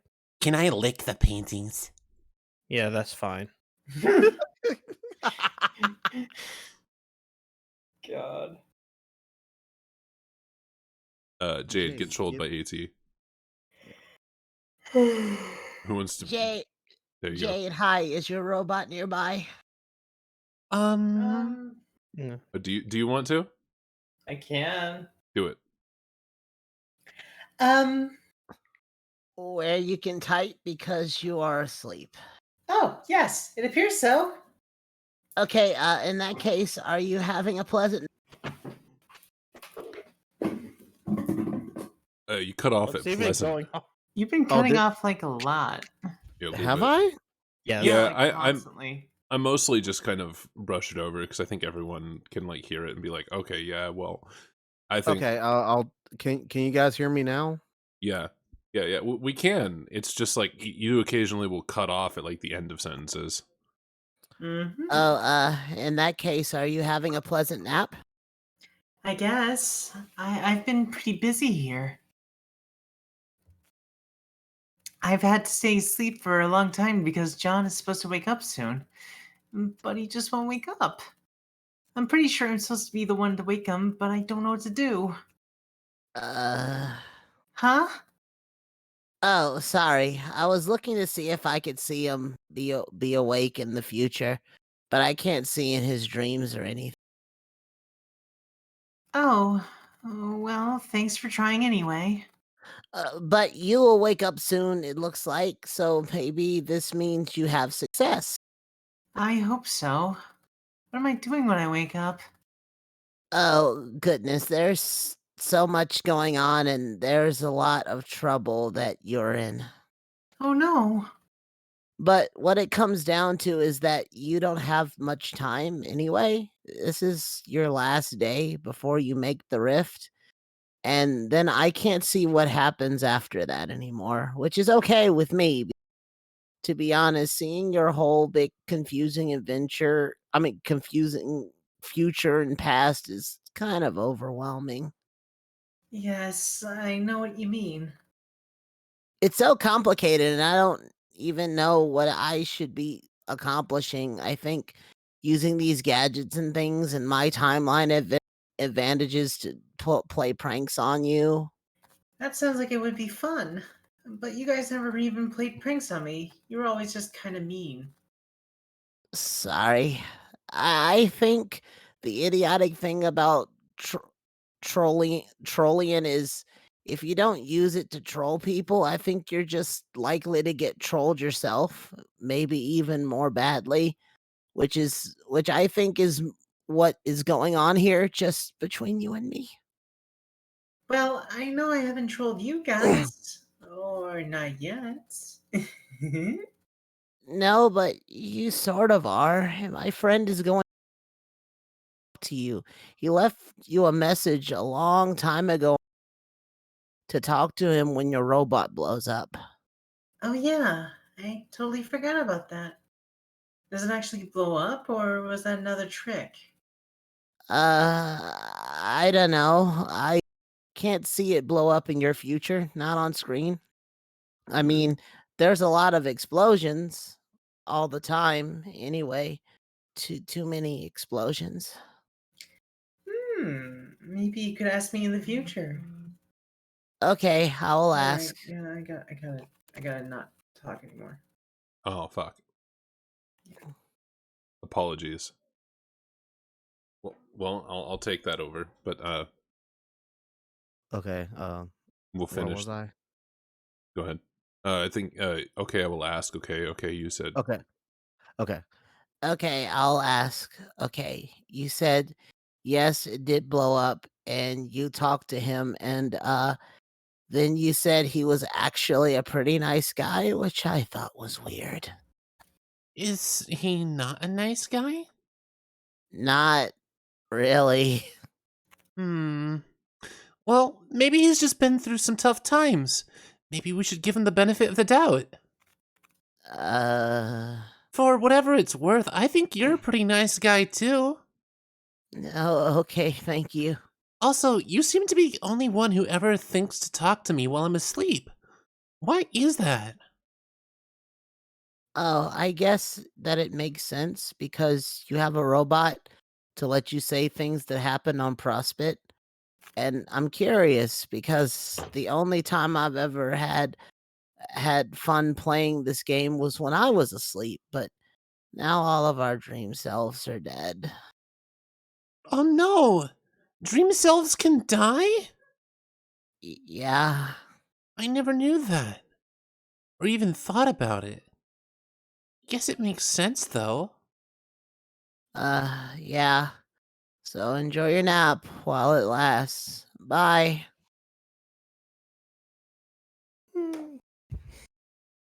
Rose, get trolled by GA. I can be Rose. Do it. Okay. Hello again. Are we friends yet at this point in time? I would speculate that if we are not by now, then it is probably already not read to be. this. Right? We read this at a different point in someone's timeline. Pardon? Furthermore, which Rose have you chosen to be this time? The stupid Rose or the smart Rose? And no, we haven't read this. This is a unique conversation so Yeah. far. I'm a little busy. It sounds like you are attempting to be the smart Rose this time. Please take note of the subtle scorn underlying the selection of the word attempting. Smart Rose would get a kick out of that. Smart Rose is all about subtle scorn, isn't she? That sounds about right. Whereas Dumb Rose doesn't capitalize letters even when discussing the proper names of human monsters in Earth cinema. I think you should establish a greater commitment to a single role-playing scenario. Honestly, I was looking forward to playing along and reading your Dumb Rose script for our next conversation, but it turned out there was a perfectly logical explanation for all of that. Imagine my disappointment. While I imagine yours once you finally catch on. I suddenly don't understand anything. What are you talking about? I'd love to explain in detail, and and cause some sort of time paradox. But you see, and this revelation may be as startling as any, I'm a little busy. I believe I understand. It was I who did something to provoke your scorn in a previous conversation, one which I have not had yet. Yes, this is definitely a conclusion you have just now drawn. The only thing left to do is to write out the next several conversations while you maintain them. And while I maintain the chilly facade you have grown to enjoy from Smart Rose, which shouldn't be too difficult because, have I mentioned, I'm busy. Goodbye. Fine. Dave, keep getting trolled by GC. Dave, I finally got it. Oh, hell. I finally figured it out once and for all. This is you.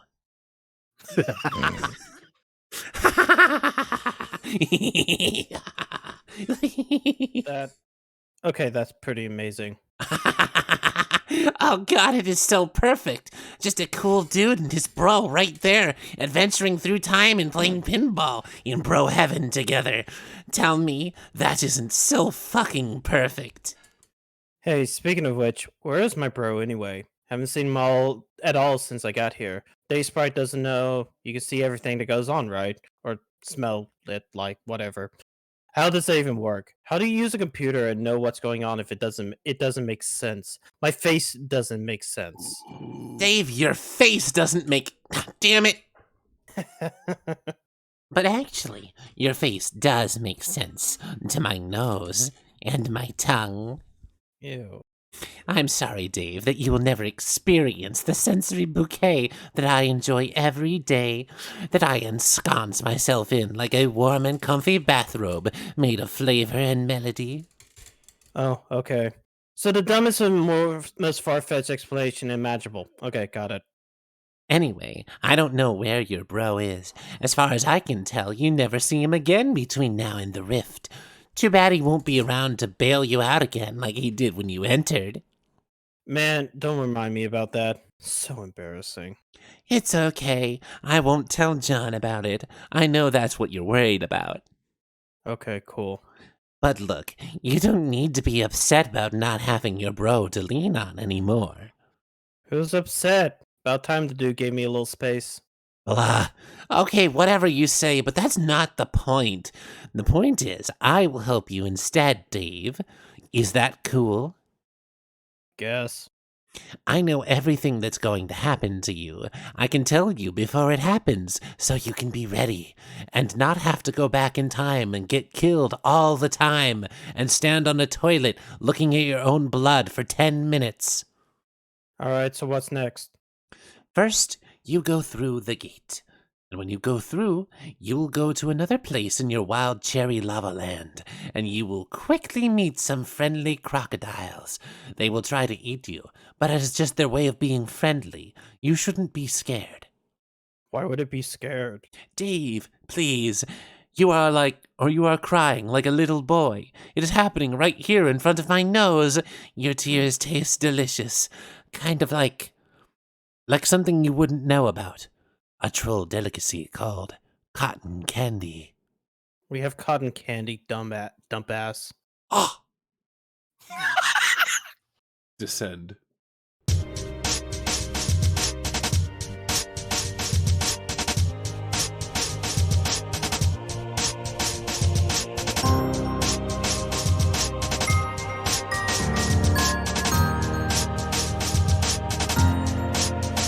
Wait.